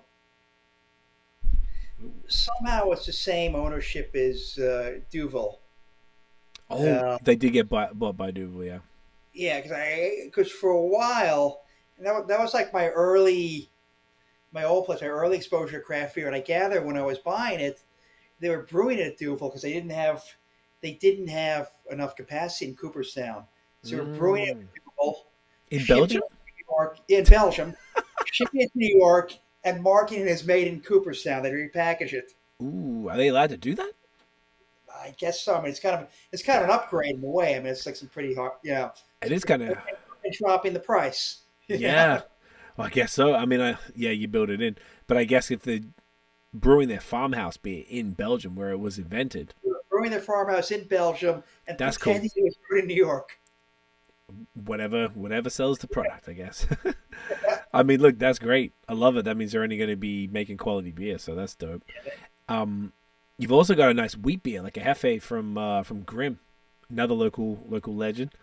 Very cool, very interesting. I guess once again, just one of those bad boys. I would imagine Hefeweizen are still kind of popular now. I feel like a lot of people drink them. I mean, it's kind of going the German thing. We were doing Schneider Weiss for a while, and again, great beer. That's one of the beers that's people in the industry, in the back of the house, will tell you it's a bitch of a beer. The kegs are inconsistent.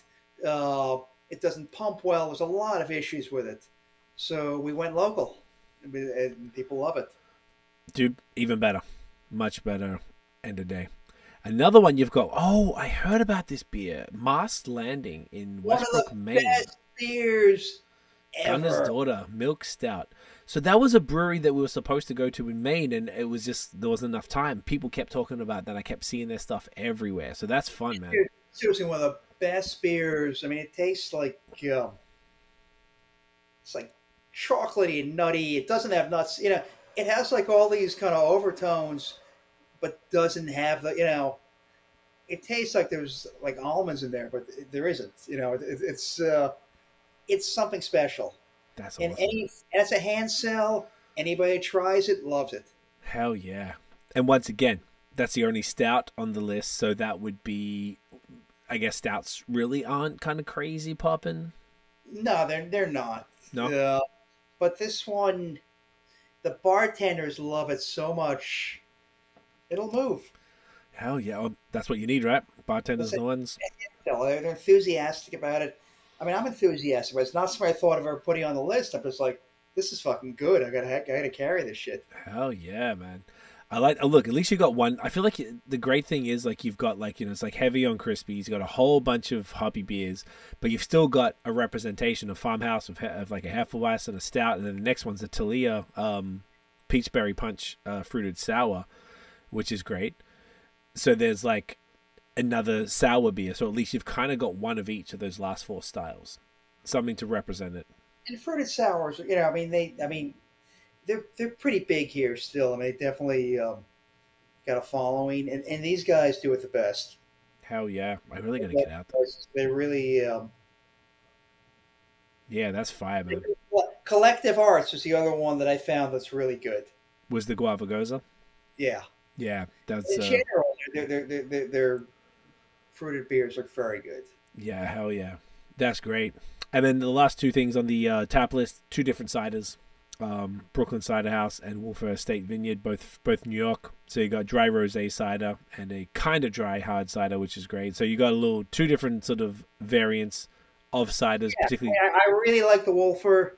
You know, that's actually a carryover from my other place in Manhattan. I love that product. It's great. They're good people. The winery is nearby. Their wine is very good. You know, in all honesty, Brooklyn Cider House, I think I may have tried it once. I thought it was all right. You know, it's good. It's just not my, you know, it's like apple juice to me. It's not my cup of tea. Yeah. I'm kind of with you on that. Like, I'm not the biggest cider person, but I think it's important for a well-rounded draft list to sort of. You need it. You need it. It sells. People ask for it. It's not my thing, but you know, they're both local, so I think that's important too. Yeah. Yeah. With that, so that wraps up the actual draft list, and then the next is the bottles and cans. I'm actually really enjoying going through this with you, man. This is really fun. You want to crack the IPA? Absolutely. These beers, once again, phenomenal. That Marlowe, so good. Really, really, really good. Here, I mean, first of all, you know, this. I don't know if we're getting visual on this podcast. Oh yeah, this is a video podcast. So. How do we? Yeah. So, this beer, best can ever. Yeah, it's so cool. This is It's like the cat lady gone wild. The brewery. So I had to look this up. So when I got this, so the brewery is called Fat Orange Cat. Yes. And the beer is called Baby Kittens, and it's a 6.5% New England, out of North Haven, Connecticut, and distributed by 12%. So I guess that's the. They're just a great, interesting distributor. Just a lot of neat kind of niche beers. Hell yeah. And that's what I was saying to you. I can't remember if it was off air or on air, but when I was in Rochester recently, I went to a WEG. I was trying to we only did a day trip, so I was trying not to buy 4-packs because I didn't know how much I could bring back because I never do day trips. I always go at least for a weekend. Oh, look at that. And is it like potato chips? There's like a rule of bringing those things back? Or? Well, they tax you, and I didn't want to get taxed. So when we went to Trader Joe's, because Trader Joe's is the greatest place on earth. So we always do TJ's runs, and we go and drop like hundreds of dollars in TJ's, and we got a little, like, I'm in the basement now, and we have like shelves with all our overstock stuff. All of our spice cabinet is all TJ's, and I got all the chips and all that crap.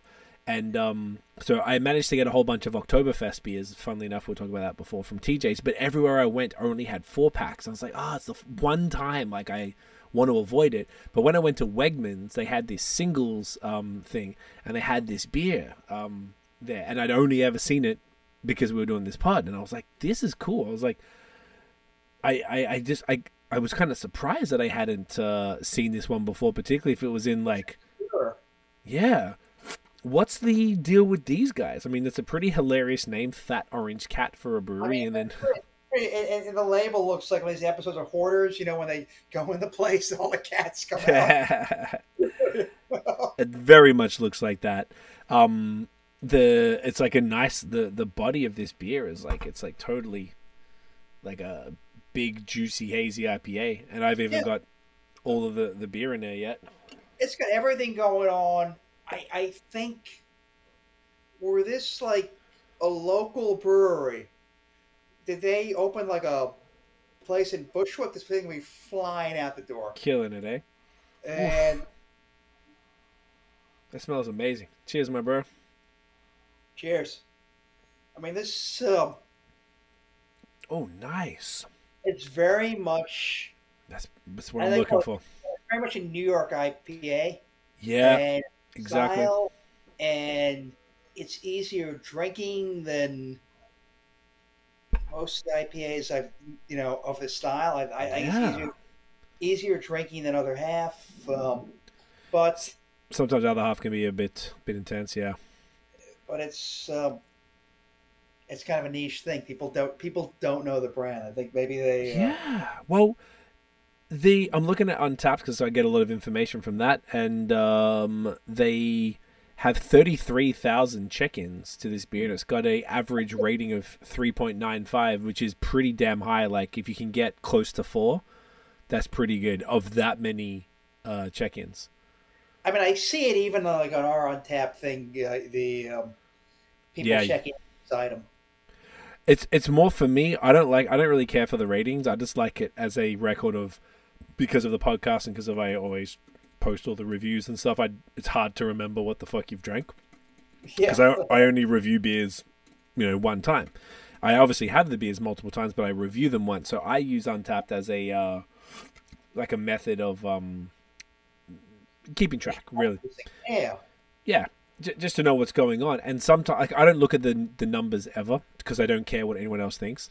But I do look at the comments that people leave on the beer. So sometimes people check in, they'll be like, they'll describe some of the tasting notes, and I always find that super interesting. And they take a photo and they'll leave a photo of the beer, so it's like to see what it looks like. Sometimes before you buy it, you want to see, is it like this? To me is exactly what I'm looking for. This is like yellow milk.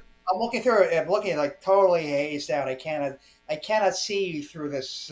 No, that's what I'm looking for, Dave. Yeah. I'm looking for that fog right there. And I typically find that the beers that look like this have the mouthfeel that I'm looking for. That real creamy.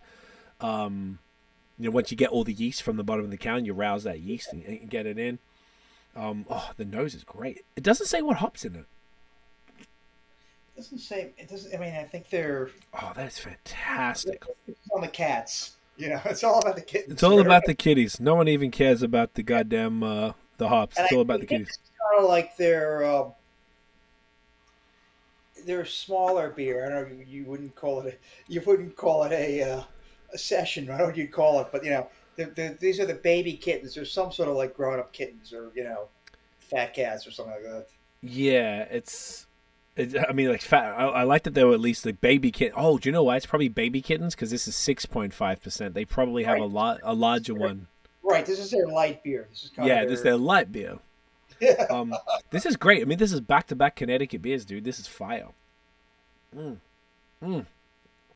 Honestly, this is amazing. This is really good. It's like super tropical. If I'm not sure on the hops, I would probably even hazard a guess that it's like Citra Mosaic type of thing. It's definitely giving that kind of, citrus, mango, pineapple. There's no mention at all. But yeah, how did you discover these guys? Was it the same distributor? This was the person who was my guide. It helped you with that, yeah. Helped me out. Recommended that I reach out to 12%. I never heard of these guys. Okay. And I mean, they're a really small distributor. They've got, it's not like a big book of beers they have, but everything they brought in, I mean, they brought in that Mass Landing. Everything they showed me was great. Hell yeah. This was not the Anheuser-Busch one, right? No. Okay. They are also the Westbrook is them also. Okay. So this is a serious distributor. But yeah, they really.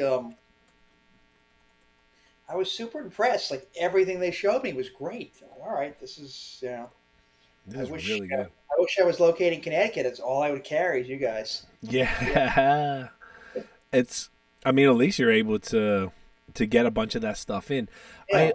I would almost feel that like Connecticut beer is kind of like fronted on a little bit. Like I feel like it's not anything that anybody particularly talks about. That's Connecticut. Nobody talks about Connecticut. It's atypical. It's typical for the state. I mean, nobody is. Poor guys. I mean, what do you know about people? People live there. That's all we. Yeah, and they have Highlight and Hartford and Milford. That's all we know. That's all they got, and that's all they need. It's I'm looking at the Fat Orange Cat website, and it says as of December 2021 they're closed to the public, and all they do is distribute, which is interesting. So I don't know why. I was trying to find some information about the beer. Okay. And the beer, it was named after their cat named Billy, who was a fat orange cat. All right, fair enough. That's what they're saying, because there's only two things on the website: about us and the name. That's it.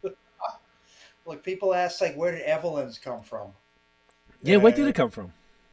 It's my partner's mother-in-law.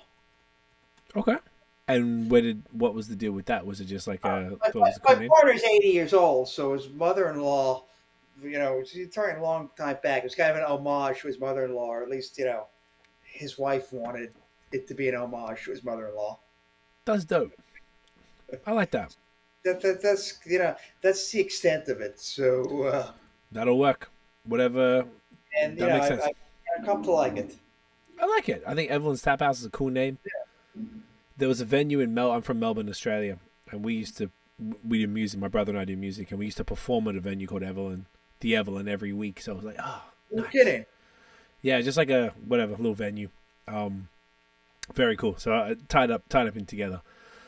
This is fantastic, by the way. Okay, so now this is your part of the. Obviously, you curated the draft list to be, appealing to a lot of people, etc. Now we've got the bottles and can list, and this was, as we were saying earlier, this was your specific kind of personal taste. These are things that I liked. That you liked. But plus the non-alcoholic beer. But granted, all these non-alcoholic beers I like. So I bought Athletic recently. I've had all of these ones I'm looking at here, and they're fantastic. The Golden Ale, the Upside Down Golden Ale. Yep. Upside Down Golden Ale from Athletic. Great one. And also the Run Wild IPA. Both great choices. Really good. You've also got the one you mentioned before, the Al's Classic, the lager. Now, Al's... are they more local? What's their deal? No, I've actually met Al. Al's a guy. There is an Al behind Al's.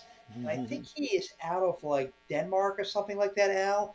But he's they're brewing it in Wisconsin. I don't know. He's telling me a story. I forget the details. Other than that, he was looking for a place to brew his non-alcoholic beer. And it's one of these, like Ham's Brewery, somewhere in Wisconsin. One of these, old Pabst Blue Ribbon beer, breweries. And it looks like a PBR, the can, or it looks like a Schaefer. You know what a Schaefer? Yeah, I can look that up. Schaefer was like a beer. Like Schlitz. It's growing up in New York. I know Schlitz. Yeah. If you grew up in New York, you would be if you go to Yankee Stadium, growing up, you'd have Schlitz or Schaefer. I see. I just Googled it. Okay. Yeah. It looks like that. Yeah. It kind of looks like Genesee, the North, Western New York. Yeah. Yeah, little Jenny. Okay. That's great, though, because then you got a lager, an IPA, and another, I guess it's like a golden ale lager type of thing from... Yeah, it's a real, it's better than Pabst, that's for sure. Hell yeah, man. Look, I'm a big fan, personally, Pretty low bar, but yeah. Yeah, look, I got personal beef with Pabst. It fucked me up one time, and I can never drink it, but... I'm a big fan of non-alcoholic beer, period. I just think it has a great place in craft beer, and I drink it every week on my off nights. We bought Athletic. There's a bunch of local stuff that's really fantastic. My girlfriend and I love non-alcoholic beer. I think it's great. I think it has a really important place, and I feel like it makes people who come to the bar and they kind of you don't want to feel like that awkward person not drinking. Exactly. And I don't feel like I'm around here too much. You don't want to always be drinking. Yeah, you always be drinking. So, I'm here for 10 hours a day, a couple of days a week. This is the new location. Yeah, I can't be drinking all the time. I mean, I can be, but Well, you could be. Probably not so good for you. So at least this is minimal calories. They're less than 100 calories per can. They taste great. And it's to me, it's almost like maybe what smokers do when they quitting and they move to a vape. It's allowing you to do the hand movement. So you have to go open the can, pour the can. Through your hands, exactly. Looks like beer, smells like beer, and you feel like you're a part of it without. I don't know about you, Dave, but I have strict, because of the podcast and all the shit I have to do. I have strict non-drinking nights, like Mondays and Tuesdays. So like I had to meet a friend in Toronto who was from Montreal. I hadn't seen him in a bit, and it was a non-drinking night. I'm like, fuck, okay. So we went to a brewery, and I was like, all right, first beer, I'll have a beer. I'll have a regular beer. So I had like a Hellas, and then they had their non-alcoholic beer. So I had the non-alcoholic beer, which was a hazy IPA. It looked just like this, tastes just like that, like beautiful. And I could have that second beer as non-alcoholic and not feel like I wasn't hanging out. Right, exactly. It's you're part of the scene, and it really, I said the golden ale I think is just completely drinkable. The IPA is very good. If I'm doing an IPA, I want a real IPA. But I respect it. The golden ale is great. And again, Al's Lager for what it is. Hits a spot. It's a spot, and I like Al. So there's an Al behind Al's Lager, and that's all I need to know. Big ups, Al. I'm burping heavy. Oh, that's great, man. So you got 3 of them, and another thing I love, which is almost like a very American thing, because I haven't really seen it here, is hard kombucha from Boochcraft in Cali. Sells like crazy. Not surprised. This is something that I don't drink. Why? Just not into it? Once is something, this. I take it back in terms of saying that like this bottles and candleless was meant with my tastes in mind, because the hard kombucha was pretty much for the climbing gym upstairs, the rock climbing people. Gotcha. Do you like regular kombucha? I don't even know what it is. Okay, I stopped drinking it recently. I can't remember why. There was like a reason, but I love kombucha. It's so good. It's like I have it with breakfast, and you get like sometimes it's like a little bit sweet, so you can like water it down with like sparkling water a little bit, and it's this fermented drink. You make this thing called the mother. It's kind of like the like an apple cider vinegar, and it's got that mother, that shit at the bottom, that brown stuff.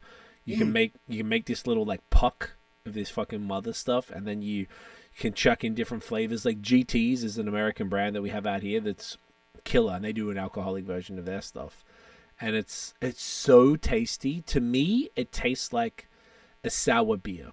So like any of the like a regular, given the flavor profile, yeah, I can see that.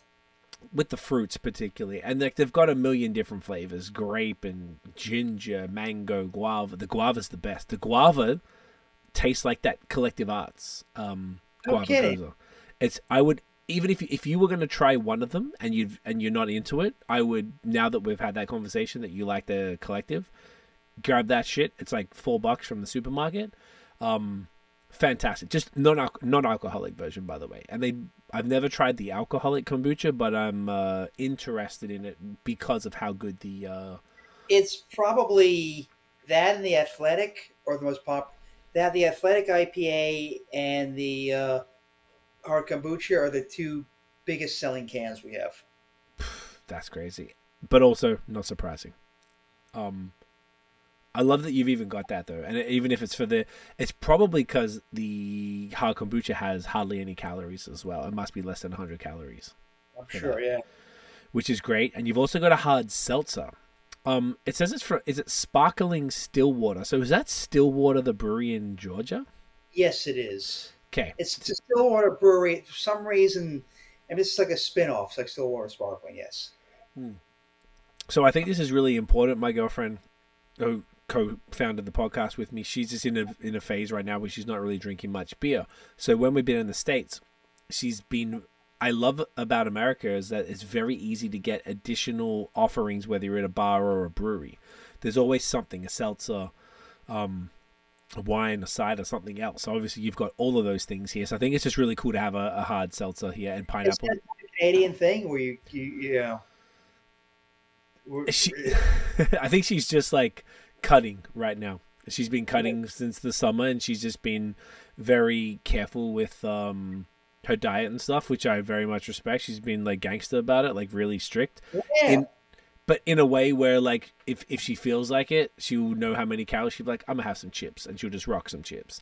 But at the brewery, she drink all the same beers as me. She's had as many beers as I have, but in this year, I guess specifically, she's been really wanting the seltzers, and it's been very cool. And America has been very, I found, very welcoming for people who want something a little different than just the beers, you know. So I think it's really cool that you've got already. We're only just starting the beginning of this can list, and you've got so many different offerings over and above any of the beers, which I think is very. It's just important for. Depends what people are doing, you know. They're in different parts. You got the non-alcoholic stuff, but then you got someone like a seltzer, which is great, hard kombucha, and the other one, the next one's like an alcoholic ginger beer, which is also something that you can have. You want something to drink, but it's not going to be too heavy on the calories either. Would be my guess. Yeah, the Krabbies. This is kind of a carryover from. I've been carrying Krabbies for like 20 years. Okay. I don't know if there's. Are you familiar with that product? I've absolutely seen that. I have ginger tea every day, but I've never had hard ginger beer, but I've seen it. Yeah, it's very Scottish. It's like, we don't do like bullshit ginger beer with no alcohol. No flavor. Okay. Just punch you in the face, ginger beer. Exactly, yeah. Just how we like it. Everything must have alcohol in it. What's the point otherwise? But, so that's for years, and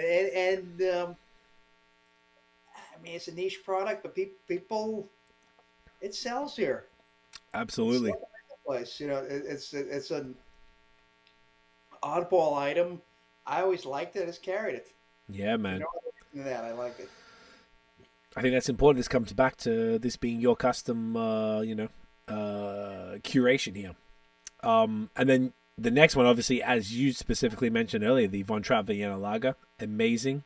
I feel like the link on the website here is incorrect. It's saying that it's from a different place in a different state. It says from Charlotte, but no, it should be fun. No, yeah. So I think it's just pulled the wrong one from Untapped. But yeah, it's perfect.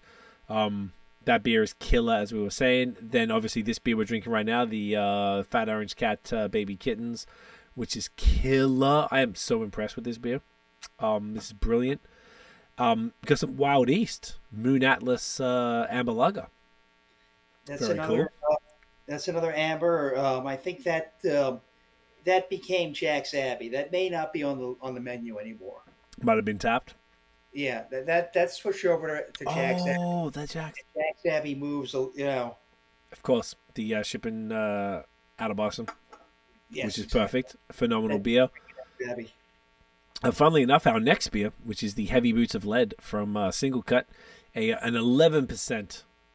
Imperial Stout, which is going to send us to bed for sure. Great, first of all, the name is phenomenal. That's Black Sabbath, Heavy Boots of Iron Man. Oh, is it like okay? I'm not a rock dude. Yeah. Okay, is that the name of the song? It's called Heavy Boots of Lead. Iron Man, Heavy Boots of Lead. Okay, haven't heard it. Okay, but that's awesome. But yeah, this is not a small beer. No, 11%. That is a big boy. That's fun. Yeah. You got the Greenport Harbor Black Duck Porter. I love a good porter. One beer, I just thought I should have it. I thought I needed something, A porter rounds it out a bit. Where's Greenport, New York? Greenport is if you go to Long Island. Long Island's a pretty long island. Go all the way out to the end. There's two ends. It forks. So the South Fork, which people know about, is Montauk. Is where it ends. I've seen that in a million things. Yes. I think there are a fair amount of breweries out there. Now the North Fork, which is more obscure, more farmland, like potato farms, and a fair amount of wineries. Greenport is the last spot on the North Fork. Oh, I get it. I'm seeing here. Yep. Montauk, so down. Yeah, this is, technically it wouldn't be a suburb of New York. If you were driving out there from Manhattan, a 3.5-hour drive. You can practically drive to, Is that how far it is to Montauk? To Montauk's about 3 hours. Jesus. Greenport is further because the roads are shitty. Technically, on this map at least, Montauk is further out, but then that would make sense that... Greenport is so really, that northern... really undeveloped. I mean, supposedly there's like a there's even like a dialect, Really? like some language they speak out there that like goes back to like the 1600s. That's just because it was so isolated for so long. Mm. That makes sense. It's kind of far away from everything. I didn't Yeah, know it was 3 hours though. That's wild. That makes a lot of sense. or if the traffic is moving. If traffic is moving, okay, so that's what you're talking about. Where if you say you're from Long Island, people won't say you're from New York. Completely Yeah. get it. Understood. Yeah. Understood. Okay. Then we have the other beer. We had the Marlowe Artisinal Ales Eager to Share Pale Ale, which was killer. You have the classic. I never know how to say this. Schlenkerla. I don't know how to pronounce it either. I always call it like The Rausch beer. I don't know. Yeah, I don't know. It's this was kind of my nod to the Northern European tradition from which our chef comes from, and people that know, I mean, the Urbox, and I like it. I think it's a difficult beer for a lot of people. It definitely is, but it's I understand why you would have it. I feel like the people who like this stuff like fucking love this stuff. Yeah, I mean, if you can find it anywhere else besides here, I mean, there's not many places you can find it. Well, that means people will be searching it out for sure, Yeah. which is great. And of course, you got the Duvel, which Duvel is 8.5%. Damn. These Belgian beers are strong. They ain't mess around, eh? Damn. Yeah, yeah. I mean, look, that's a classic, and like you said, it was through that same distributor. So I mean, Yeah. I haven't had Duvel in forever, but it's a great one to have on there. I haven't had that in years. It's probably go. No, I mean, since I haven't had that. You haven't drank it in years. Yeah, I mean, But it makes sense. Chimay is kind of like that. Yeah. Chimay Orval as well. Yeah. All those kind of like classic Belgian beers. But it's good to have that. And then the next one, obviously, is the Trappist Rochefort 10, the quad, the 11.3% quad. Another classic. The Rochefort Trappist is it's like the easier to get quad than like Westy 12 or whatever. Yeah. But it's everyone. I used to Resty 12 was my favorite beer forever back in the day, and people keep telling me that like something like this is just as good. It's a great beer. I mean, you know, again, it's kind of a specific thing, but when people see it, they're just like, who want this, who like it, they're all over. It's just a classic to kind of like round out the menu. So I mean, like looking at the draft and the can list, I mean, those are both some really. This is, to be honest, I had a lot of fun just talking about these beers. This is great. Like, it's very cool, man. I like seeing the kind of art of the curation and the fact that all of it is very thoughtful, and I think that's really what I want to get across to anyone who's running a beer bar. It's not easy, man. It's not easy, and you've got to like appeal to so many palates, and you've only got so many taps, and SKUs that you can like legitimately hold in the store that aren't going to go bad. Like obviously, the IPAs have a time limit and things like that. So it's you've done a great job, bro. Well done. Thanks, very, man. very cool. I mean, it's one of these things like, you're absolutely right. A lot of thought has gone into this thing. Really, it's immediately obvious. As if you're any sort of beer drinker and you're looking at this, and even if people are listening and watching now, like just it's just so obvious. Just the thought that's gone into it, and how much we've talked about everything. We shouldn't have been able to. If it wasn't that thoughtful, we wouldn't have been able to talk about it for that long. And you always think like, how can I make it better? Yeah, I mean, do you take suggestions from staff or customers or anything like that? Yeah, totally. We're always listening. If something doesn't go over well, and but the easiest way you kind of see like if something's not moving. Yeah, it's like, why is it not moving? And some of it's just like, New York tastes. And in which case, it's a great beer. You may have to get a sixtel to keep it fresh. Right. But sometimes you got to do that. I'd rather not, but you want to give someone a variety. There are people that like what we do. Yeah, sometimes you get a dud, but for the most part, I think we're. I mean, you got to roll the dice a bit too, right? It's part of the game. Like you've got Yeah. to take a educated guess as to what people are going to like, and what's going to sell and what's going to move, and based on what can last for. And most of those, aside from the hoppy beers, everything else is pretty much could sit for a while, so it's not a big deal. Yeah. It's all refrigerated. But no, it's very impressive, man, and it's the type of place that I absolutely. I can't wait. Now I'm actually kind of mad that I don't know if I'm going to be able to get there to the city until next year now. But like that's like just looking at the area, looking at what you guys are offering, and then you've got these other breweries around you. Like that's like a day to 2 days just in that very probably like 10 square block radius of Gowanus there. It's Yeah, and there's great food around here between us and like Red Hook, and there's great barbecue out here. It's very cool, man. Yeah. I just pulled up your menu as well on the website. I mean, your menu is looking killer. I mean, you got like a lot of the German stuff, as you mentioned, currywurst, pretzels, Good, yeah. brisket, even like vegan stew, which is great. Like catering to that side. Beer brine brisket, fuck, beet cured salmon. Let's go, schnitzel sandwich. Oh.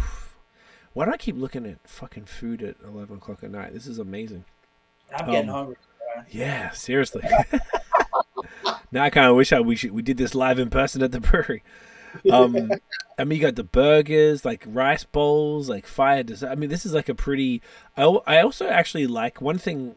Being from Australia, one of the things I've been lived in Canada for 13 years. So I've been here a while, and I've been around the States a bunch. So but when I first moved here, the thing that got me the most was there's too much choice in North America, way too much choice, to the point where I got like sometimes I walk into a store and I just leave. I'm like, this is too much. When I first moved, when I was like fresh, and I like that your menu is, excuse me, reasonable, Yeah. concise. I mean, yeah, when you see those menus like that with like 1,000 items on the menu, it's like I hate that shit. Unless you're getting the burger, like I'm picking some random thing, it's gonna suck, and they're gonna be laughing at the kitchen. They don't even know how to make half the shit.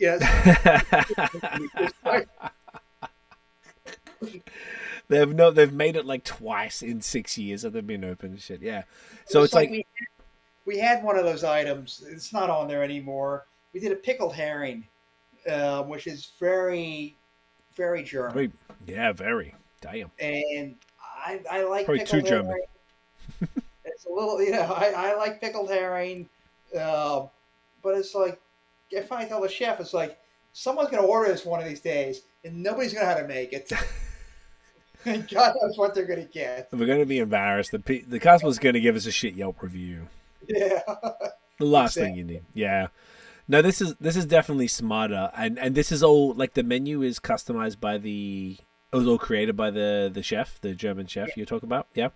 And he, because the place in Manhattan, it's very. What's the Manhattan place? Is it also called? Pardon? Essex, it's called. Essex. Okay, and is it like a sister restaurant? It's sister and that I own both of them, but other than that, I mean, they're kind of completely different. It's very different. It was a pioneer in its own right, and they've been around for 22 years. Wow. The Lower East Side of Manhattan, which is now like kind of a hip place. Yeah. With nothing, they moved there, and which has been around forever. It's kind of an institution. And it's something when you come to New York, you go there. It's enormous. I'm just looking it up now to see where it's at. Okay, the Lower East Side. I see what you're talking about. Houston. Oh, it's like near Bowery and shit. Near the Williamsburg Bridge. Okay, on Essex Street. Okay. But it's very different. It very much. It's not a corporate crowd, but it's definitely like more of a mainstream vibe. And the food that he makes is, It's new American, but not too far out there. This was kind of like a nod to his roots. Is it the same chef in both? Same chef in both. Okay. I'm even just checking out the beer list. I see what you're talking about. There's a few more. It's a little more mainstream, but there's some gems. Like honestly, this is the thing about America that like I think is so dope. Like I could be. I mean, you got 6 Point, the Pilsner, Sierra Nevada hazy little thing, the Victory you're talking about. You got Sloop, Bronx Brewery, Lagunitas IPA, even Narragansett. Like we went to Providence, Rhode Island. They had the brewery there, which is dope. The Talia. You got Magic Hat from Burlington, Vermont, gang. More 6 Point. Yeah, a Beta Purple Haze, which is still a great beer. Yeah, Southern Tier 2X IPA. Fuck yeah, man. I mean, look, that's not. It's very much. It's nothing to sneeze at, though. No, I mean it's not. But it's definitely. It's a different vibe. You're talking like. Thousands of people go through every week. It's a different vibe, which, granted, it enables me to do what I love. It keeps the lights on. It keeps the lights on. The fact that thousands of people go through every week enables me to do whatever the fuck I want, which is great. Dude, that's amazing. And that restaurant has been around for 20-something years? 3 years, maybe? Jesus. We started in 2000. That's insane.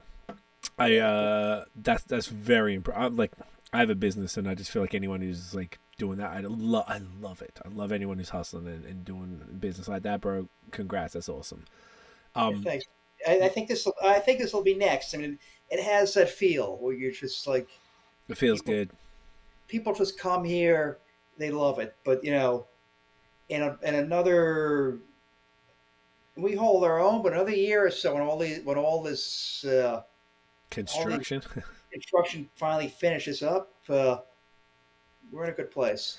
Yeah, man. It really does sound like, and from much before this conversation, I'd heard only great things about Gowanus and what's happening out there. That seemed to be kind of like this new, like, up and coming area of Brooklyn that like everyone wanted to get in on, and the fact that Threes and Finback and Wild East and who was the other one? There's a fourth brewery. Strong Rope. Pardon? Strong Rope, maybe?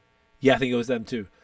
All in that general vicinity, within a few blocks. It's not even like a 10-minute Uber. A block and a half. I mean, Threes. If I need to get borrow some napkins or something, I go over there.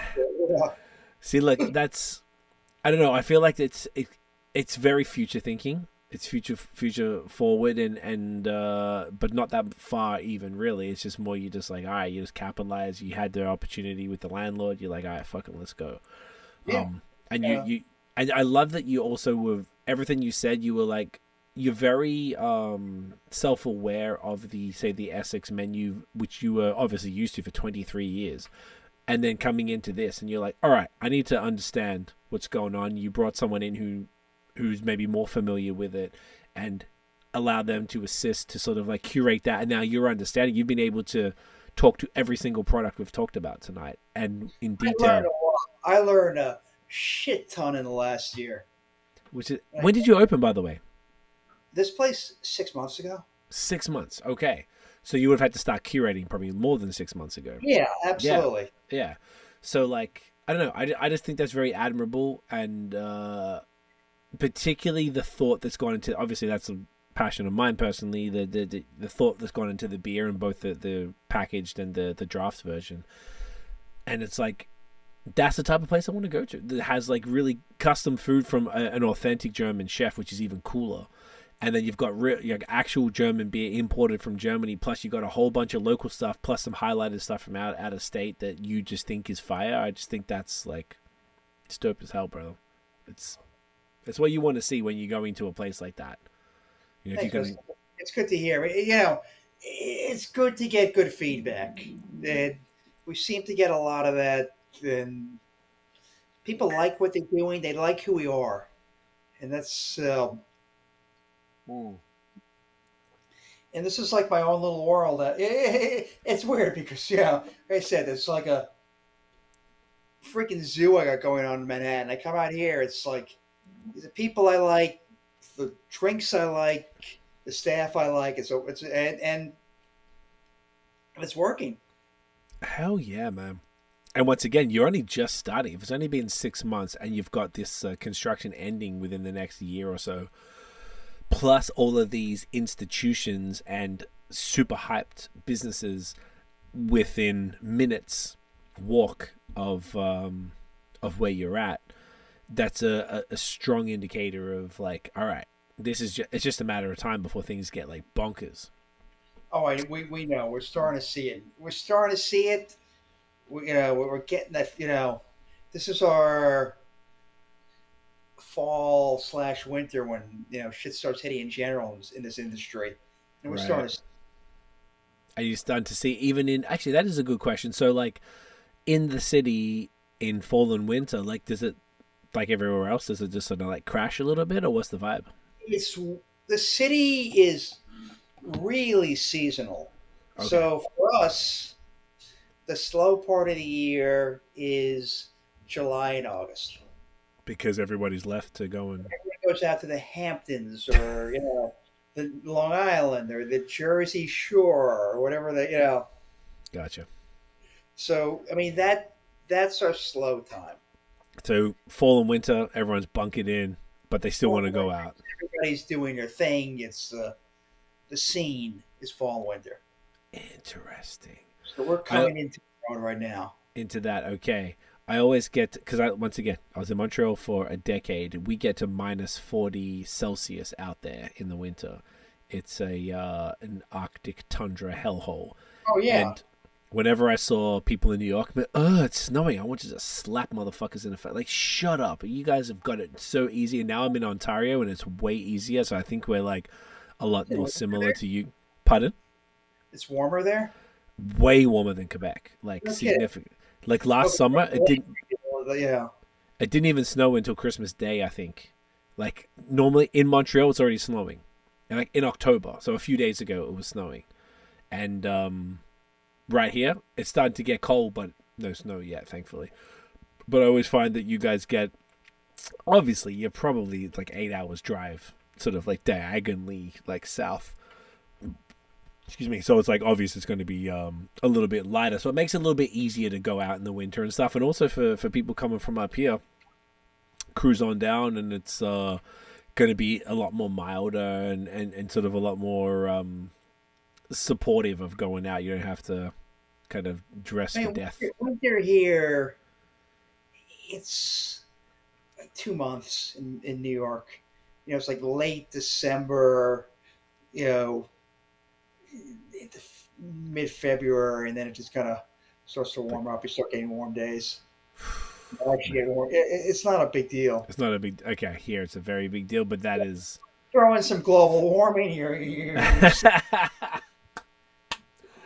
Hey man, I'm here for that global warming at this point. Yeah. It's a beautiful thing. Speaking of warming, shall we bust out that single cut? Oh my God, are we ready for this? Okay. Are we ever going to be? I'm a little scared. Oh my God! Look at the label on this thing. It's like with the robot on it. The robot wants to say like, you guys are going to go to bed. So this is a 11% Imperial Stout. Let me see if I can get some more info on this. Here we go. Wow, chocolate on it. I'm just smelling it out of the can. It's like really. Yes, chocolate and vanilla, cacao and vanilla. Very cool. Nice little textured label. Very dope. Man, I love SingleCut. Oof. Oh, man. Oh, my gosh. It smells amazing. Really, it's something else. This is... I don't think I've had anything but IPAs from SingleCut, so I was pretty excited about this one. Oof. They make a lot of stuff. It's very much... I don't know if it's a New York thing or not, but like SingleCut, you look at like their if you look on like Beer Advocate, like how many products they have, like hundreds. Yeah. What's their deal? I don't know. These it seems to be like a bit of a New York thing where these breweries make like like 100 different beers. They're always like turning out new stuff. There's an element of expectation of that from the crowd, where people always want the newest stuff, which I can only imagine is like a burden for a brewery. Yeah. Just having to do that all the time. And like, Well, how do you market it? What do you do with it? I mean, that's the question, right? Like, I mean, obviously that's what the tap room is for. There's also a pretty strong contingent of consumers who every week, and this is probably more of, there's like the hype breweries, and a lot of the the American hype breweries kind of like pave the way for all this, but expecting new products every week, and it's a lot for breweries, I think, to keep up with, but I mean, it's fun. I mean, yeah, I mean, I can imagine it's definitely fun, but they're also rolling the dice on things that maybe aren't the pressure. If you think about that pressure, right? They've got to put out something new every week that's going to appease what they call the ticker culture from Untapped. People are ticking off new beers, right. And that's what they want, is new shit. And but then a lot of the times the recipes aren't tested. They're just like, oh, let's come up with it right now, and it could be good, could be mid, could be shit. Like, and that's the dice roll that both the consumers and the breweries are participating in, and it's a lot. It's like a whole thing. I think that's why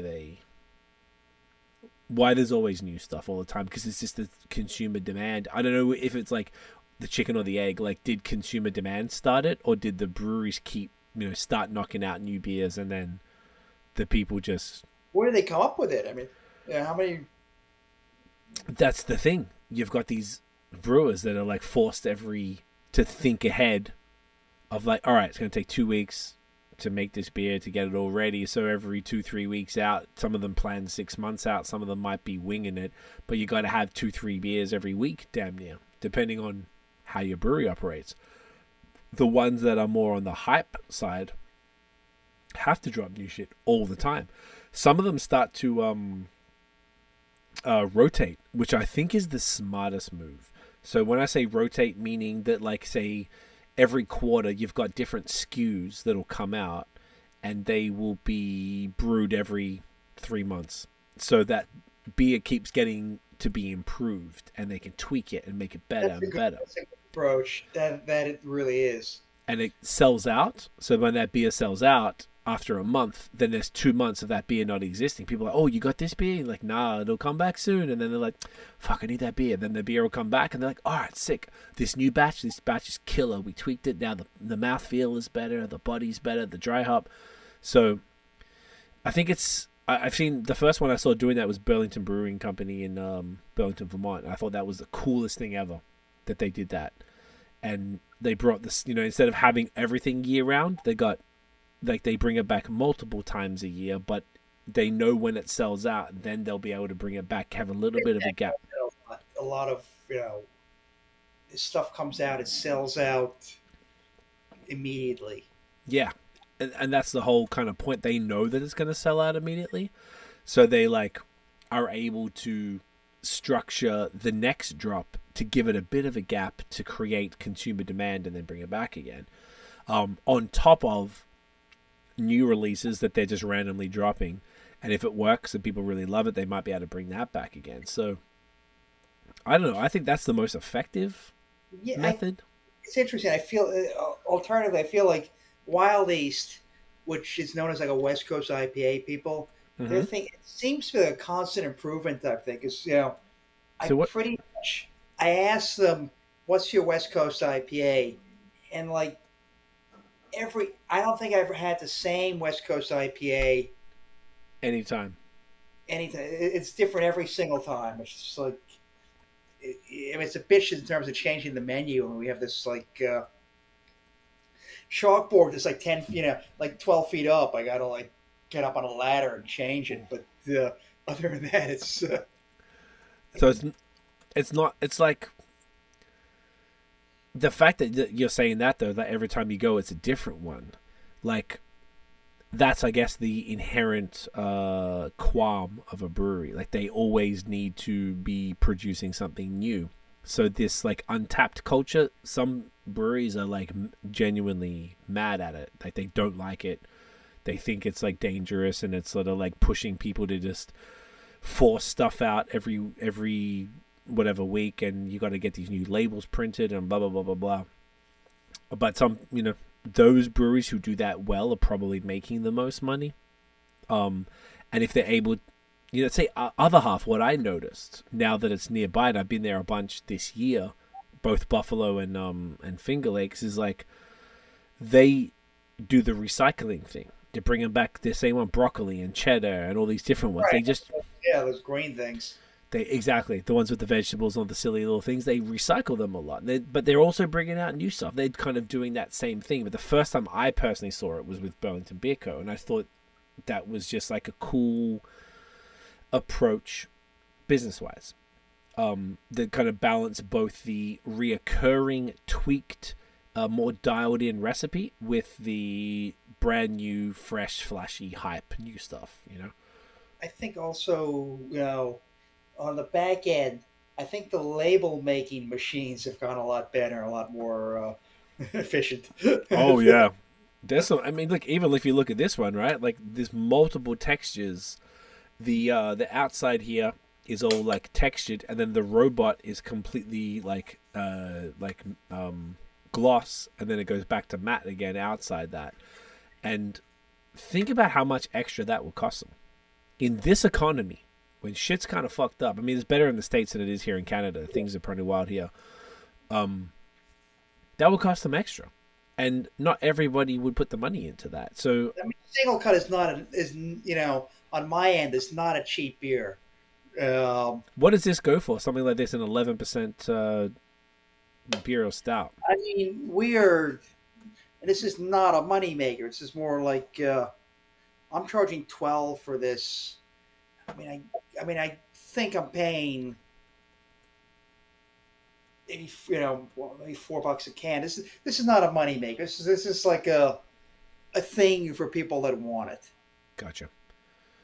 Yeah, I mean, it's that's not unreasonable for an 11% beer. That's kind of like a one and done, or you share it with somebody. Yeah, I mean, it's pretty big. In general, all these. I mean, the exception being like, the baby kittens, stuff like that is actually economical from a business standpoint. But a lot of these, like heavy boots of lead, things like that, they're not money makers. On the kegs, probably a bit better, right? The numbers make sense. Yeah, I feel like that makes sense from what you're saying with the cans, like. Cans typically, I would imagine, wouldn't be a exceptional sort of deal, but it's delivering something that maybe it doesn't justify it from your perspective to get a keg of it, but you can get a case of it, and this will last. This will sit. It's forever. Interesting. The people that like it will be very, very happy they got to try this interesting beer. If it moved like crazy, I'd get a keg. There you go. And at the very least, if this one does sit, it's not going to go bad. If you give me a year-old can, what date is this? This is 12th of July. This was at home. I brought this in. I had last time I was supposed to go out, I had COVID, like that, literally that day. It's been sitting in my my fridge from COVID. This particular one? This exact can. So this is a year old, a year and 3 months old, and it tastes great. Yeah. And that's the difference with a stout. You can sit on this. I imagine, just like you probably do, I got a cellar here that's like full of stouts and barrel-aged sours that are totally good, and they'll last fucking years, and it's no problem. So, like, this beer, you have no qualms sitting on this for a while, and you could sell this very slowly, and it's fine. But I couldn't imagine you getting a keg of this, to be honest. I couldn't imagine anywhere having a keg, unless it was like some sort of hyped, like, you'd have to be a specialty thing, kind of like one of those You know, like you ever see like ghost pepper challenge? Like, Yeah, those chips. Have this one chip. You just kill yourself on this fucking Dorito. I know exactly what you're talking about. There's got to be some or the ones that have the most ridiculous shit in it, like people pour a box of Krispy Kremes or like cereal or those like pastry stouts. Pastry stouts actually, funnily enough, do have a time limit on it. This could be considered a pastry because it has vanilla and cacao, but like kind of barely. But the actual pastry, there's too much dairy involved in this one. Yeah, exactly. And when you've got too much dairy, lactose, or crazy shit involved in it, then it can actually only last a little bit of time, and it's got to be kept cold, and maybe it's a different conversation. Whereas this kind of one, like you said, I would be like, if I didn't actually know this before, I didn't look at any of the dates, but being that it's 15 months old, I would say it'd be 2 weeks old, and I wouldn't have known the difference. Oh, it's perfectly drinkable, and for as strong as this is, it's a manageable beer. This is dangerous. I feel like, yeah, particularly after the volume that we drank, like almost all of these beers I have here are finished, and then having this as a final, that's dangerous. Yeah, this will put a dent in things. Yeah, this will send us off to bed. It's it's great, man. But this is like, I feel like it's just cool that you have this. I feel like, oh, my camera died. I'm just gonna switch the battery. I'll be back. You can still hear me, right? Yes, still hear you. Yeah. Yeah, it's just like, I feel like this is like a real great representation of everything you're doing tonight. Like this is really cool, because even like looking at, here we go, beautiful. Even looking at the is it glitching? Okay, let me just pull this out. Look at this technology, Dave. I'm telling you. Yeah. Oh, is it doing the slow? Okay, it's okay. You keep pulling this out and you put it back in. Eventually, it'll just be normal. But yeah, like the fact that you guys are able to sort of do a nice mix. Oh, here we go. Yeah, perfect. Like this. What we have tonight really represents, even though once again we have obviously cans that represent it, but I feel like this represents both the can side and the draft side. I feel like you've done a really great job curating both sides. Once again, like I said, when I first spoke to you guys and I looked up everything that you're doing, I was like, I want to talk to this dude. This is cool. I'm a fan of beer bars. I'm a fan of anything that's sort of like a thoughtful curation. And obviously you are a fan of craft beer, and you've been, in the scene, in the restaurant scene in New York for a long time, a couple decades plus, which is extremely impressive. Hey, that means you would have opened in 2000. 2000, yeah, absolutely. We opened September 2000. Can I ask how September 2001 was? It was fucked up. It wasn't as fucked up as 2008.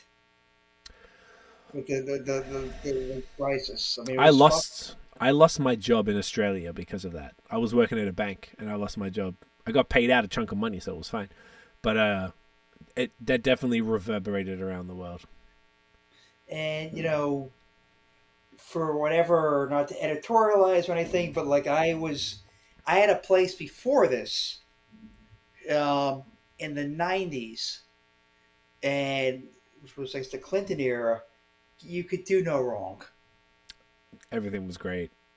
I mean, you really could do no wrong, and it's the best of my life. Interesting. I bet it seemed like New York in the 90s. It was just killer. Like, it was amazing, and nobody gave a fuck. And it seems a lot overregulated now. Yeah, it's way overregulated. I think that's one of the issues is that people are afraid to open anything now because there's so much regulation, so many pratfalls, and things are so expensive. Yeah, I feel like you guys. One of my friends, she's a travel nurse.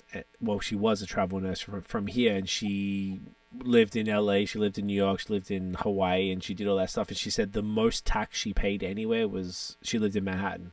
The most tax was New York State. It was It's just insane. it's crazy. I mean, what's nice is that out in Brooklyn, there's still interesting things going on. Yeah. Um, I said Culturally, it's dope. it's different. Manhattan, it's you know that's why there's some really interesting things in Brooklyn. We don't take many risks in Manhattan. Why do you think that is? I mean, the rents, the expenses, the regulation. You're like, You have you're. to. I mean, to me, what the difference between that and like Brooklyn is, one of my first weeks out here, I'm on the block next door to me, and I'm in my car, and there's like a beer delivery truck actually, just like dropped me off in the middle of the street, just like stopped, like nothing, and I don't give a fuck. They're just holding up traffic, and I'm in a parking spot, and this cop is behind me, just starts driving up on the sidewalk. Goes up to me. He's like, "What the fuck are you waiting for? Get your ass on the sidewalk and drive through." You couldn't do that In Manhattan, no? is Brooklyn. They're just like, you get it done. Yeah. You know what? I like that attitude. There's something about Brooklyn that I just felt like, this is where the people are at. This is where like the real New Yorkers are at. And it felt like Manhattan was like glamorized city version of anything. And you know how like a lot of cities, they're cool, but they kind of like a city type thing, and oddly enough, I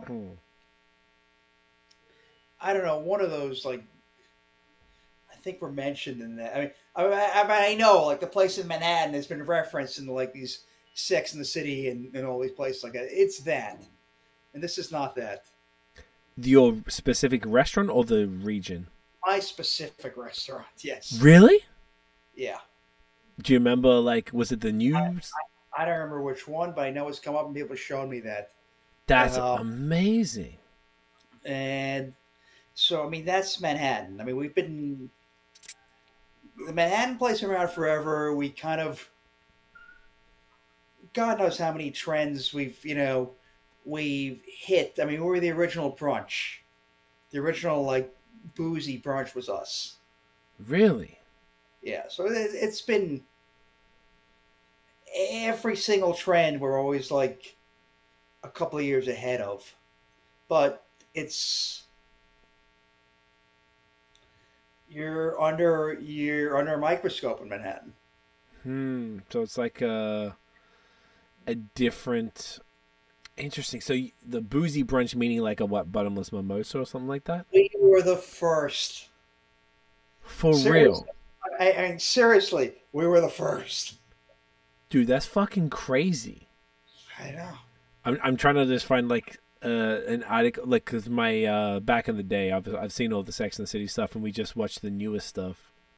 It's like a fun show. That's a good look. That's a great look. That's one of the funniest things, like how this became.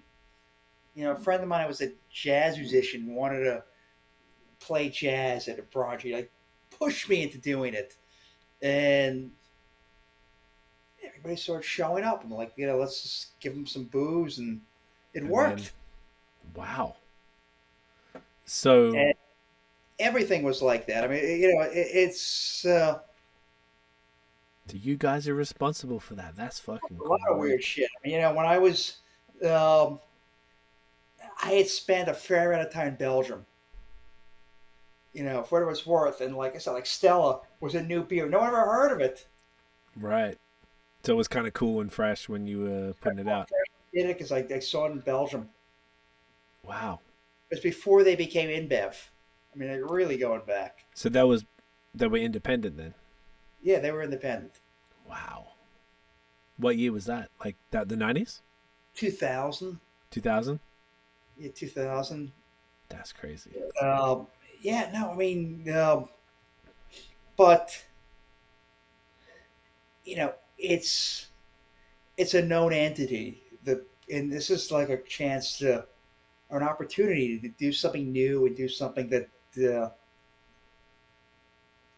I like, and that, in a couple of years from now, you'll be being like, oh yeah, these guys were ahead of the curve with the whole. I mean, we're not, because we're following a little bit on this one, But when the Brooklyn craft beer thing totally blows up, we were there. It's you're in the exact right spot for, I think, the Gowanus at the very least. I feel like Brooklyn has a pretty solid craft beer thing, but I feel like Brooklyn is so large, and it's very neighborhoody. If that's accurate, you would know better than I. It's neighborhoody, and we are kind of, Gowanus is one of these, like, it's a bridge between the funkier parts of Brooklyn and the fancier parts of Brooklyn. We're like, we're right in between. Right. And there's all Perfect. There's the Bushwicks and on one side and the Brooklyn Heights on the other, and we're in between. Right. So you're the best of both worlds. And we're always kind of no man's land because of toxic waste. But it's just because they've cleaned that up. They cleaned that toxic waste right the fuck up.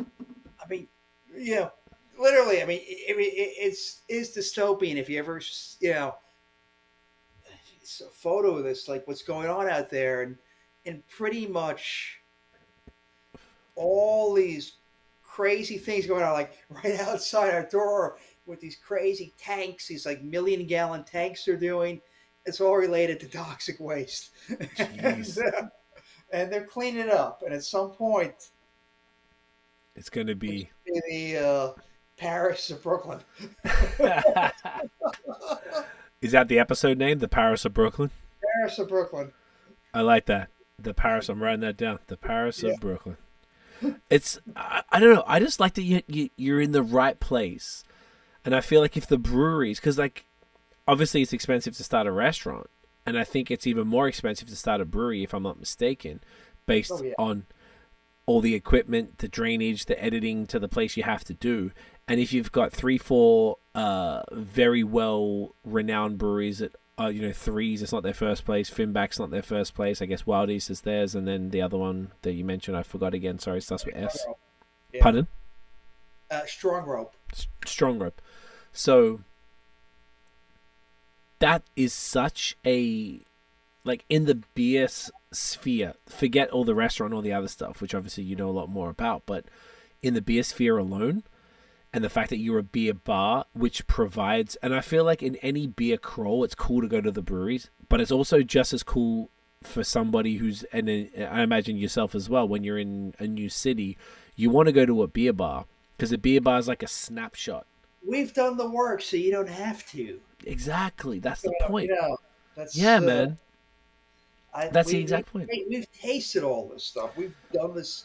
We've weeded out the crap and given you the cream of the crop. Exactly. So you can get the taproom experience from the breweries, but then you can go to the beer bar and you'd be like, all right, cool, I got to experience those breweries, so let me see what else is going on. And I just think that's such an, like, as a beer consumer, that's what I always do. Like, any city I go to, like I was saying earlier, Boston, in Portland, Maine, like in these new cities I hadn't been to, that I went to beer bars every single city, because I just feel like it's like I need to know what's up over and above going to that brewery. And because the brewery might be in the city, but there might be some fire that's far from the city that I don't have time to get to, but I can get a perspective on that at the brewery, and I can see what's going on. I can research it. I can look on Untapped. I can look at their Instagram. Okay, that's cool. And I just think that's a very valuable thing.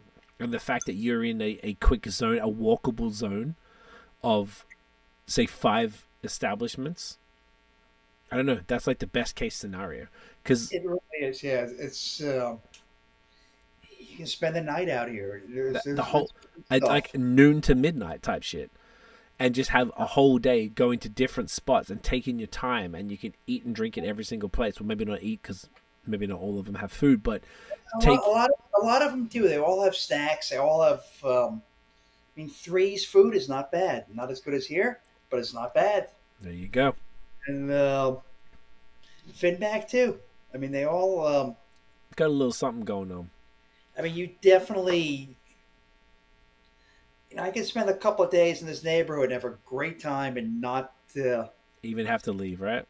really between that and just the perimeter. If you're gonna work your way over to Red Hook, Bushwick, that's all you need.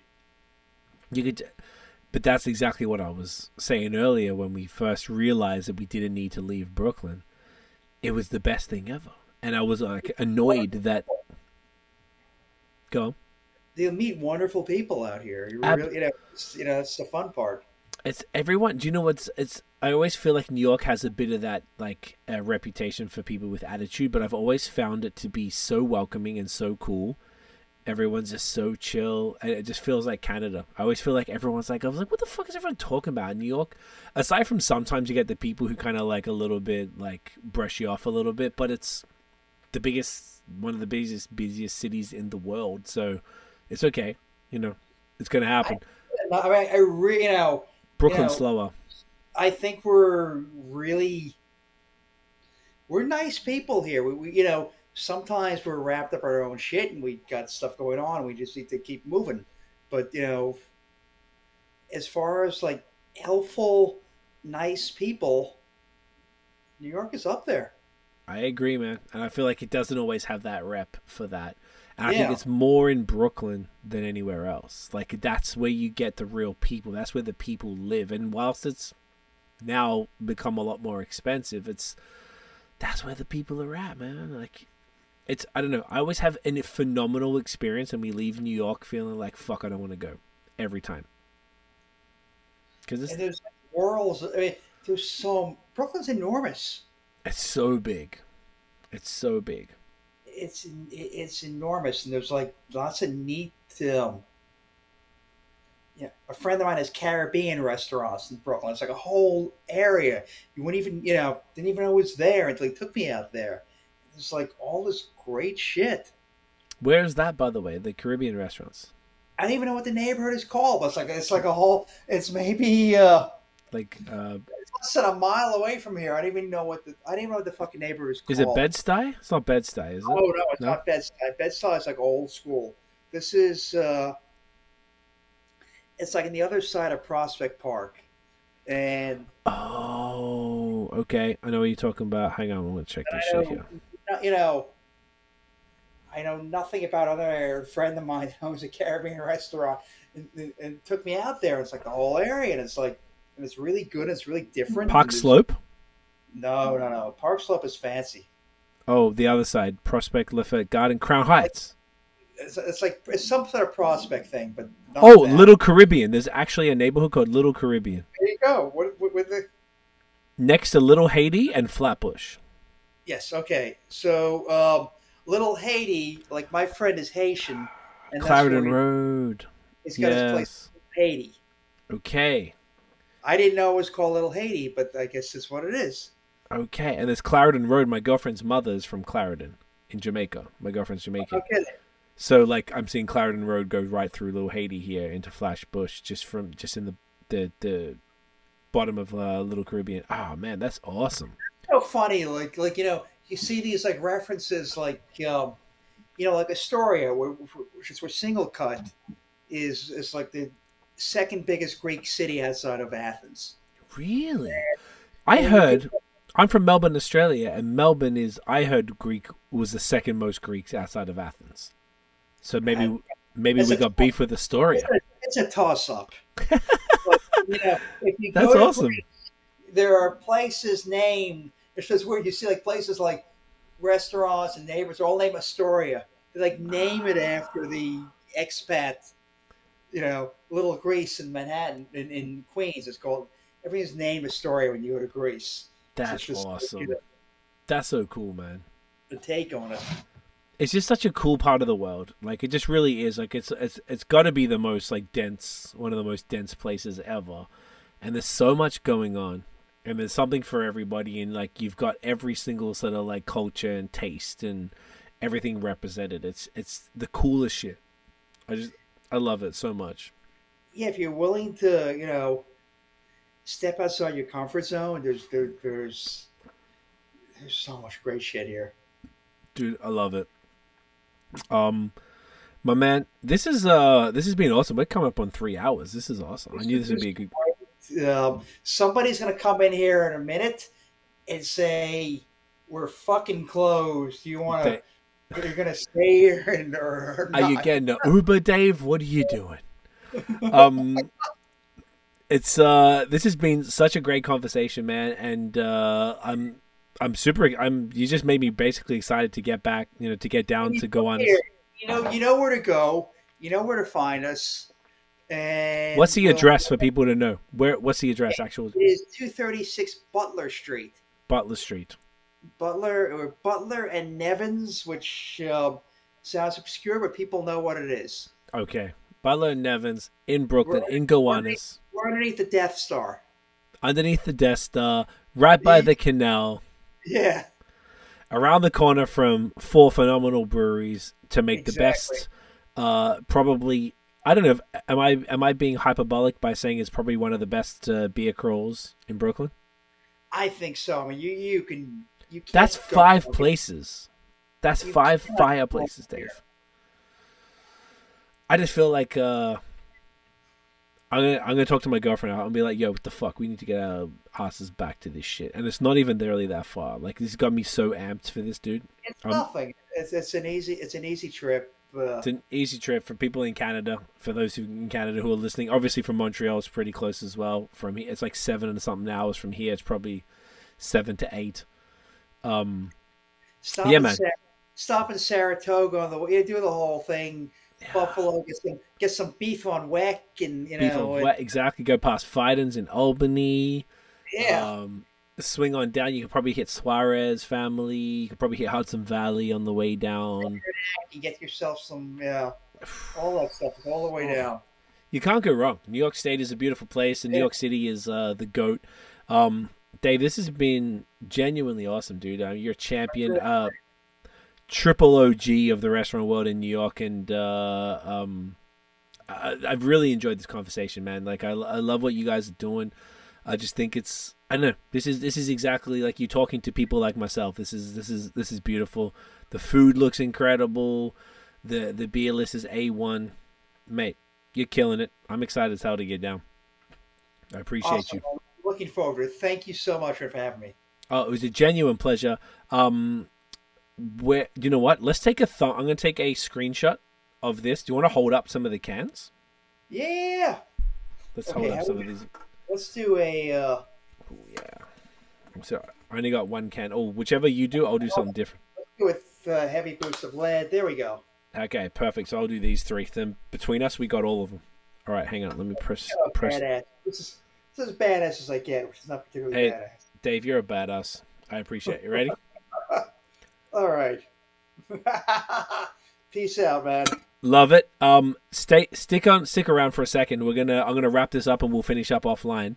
But once again, dude, thank you so much for hanging out, for taking the time, for curating these beers. This conversation was phenomenal. I truly enjoyed it. So everybody, make sure you get down. Where can everybody follow Evalyn's Tap House online? Is it just at Evalyn's Tap House on Instagram? We're all over Instagram. People are loving it. People are loving it, and we've got it's evalynstaphouse.com as well, and you can look at you can see the food menu, the beer menu, the whole lot online. So guys, don't mess around. Dave, thank you again, man. Really appreciate it, guys. If you enjoyed the episode, smash the thumbs up, hit subscribe below, hit that notification bell so you know when. See, Dave's telling you, double thumbs up for BAOS and for Evalyn's Tap House. Make sure you go follow as well, guys. Hit what the fuck did I say? I forgot the pattern. Yeah, hit subscribe, hit the notification bell so you know when the new episodes drop. Hit us on Spotify, Apple Podcasts, everywhere you get your podcast. Give us those 5 stars specifically for Dave. Don't worry about me, Dave. Give it for Dave. 5 stars for Evalyn, because that's what it deserves. We'll see you guys. Actually, follow us everywhere at BAOS Podcast. You know the vibes. We'll see you in the next one, guys. Cheers. Cheers.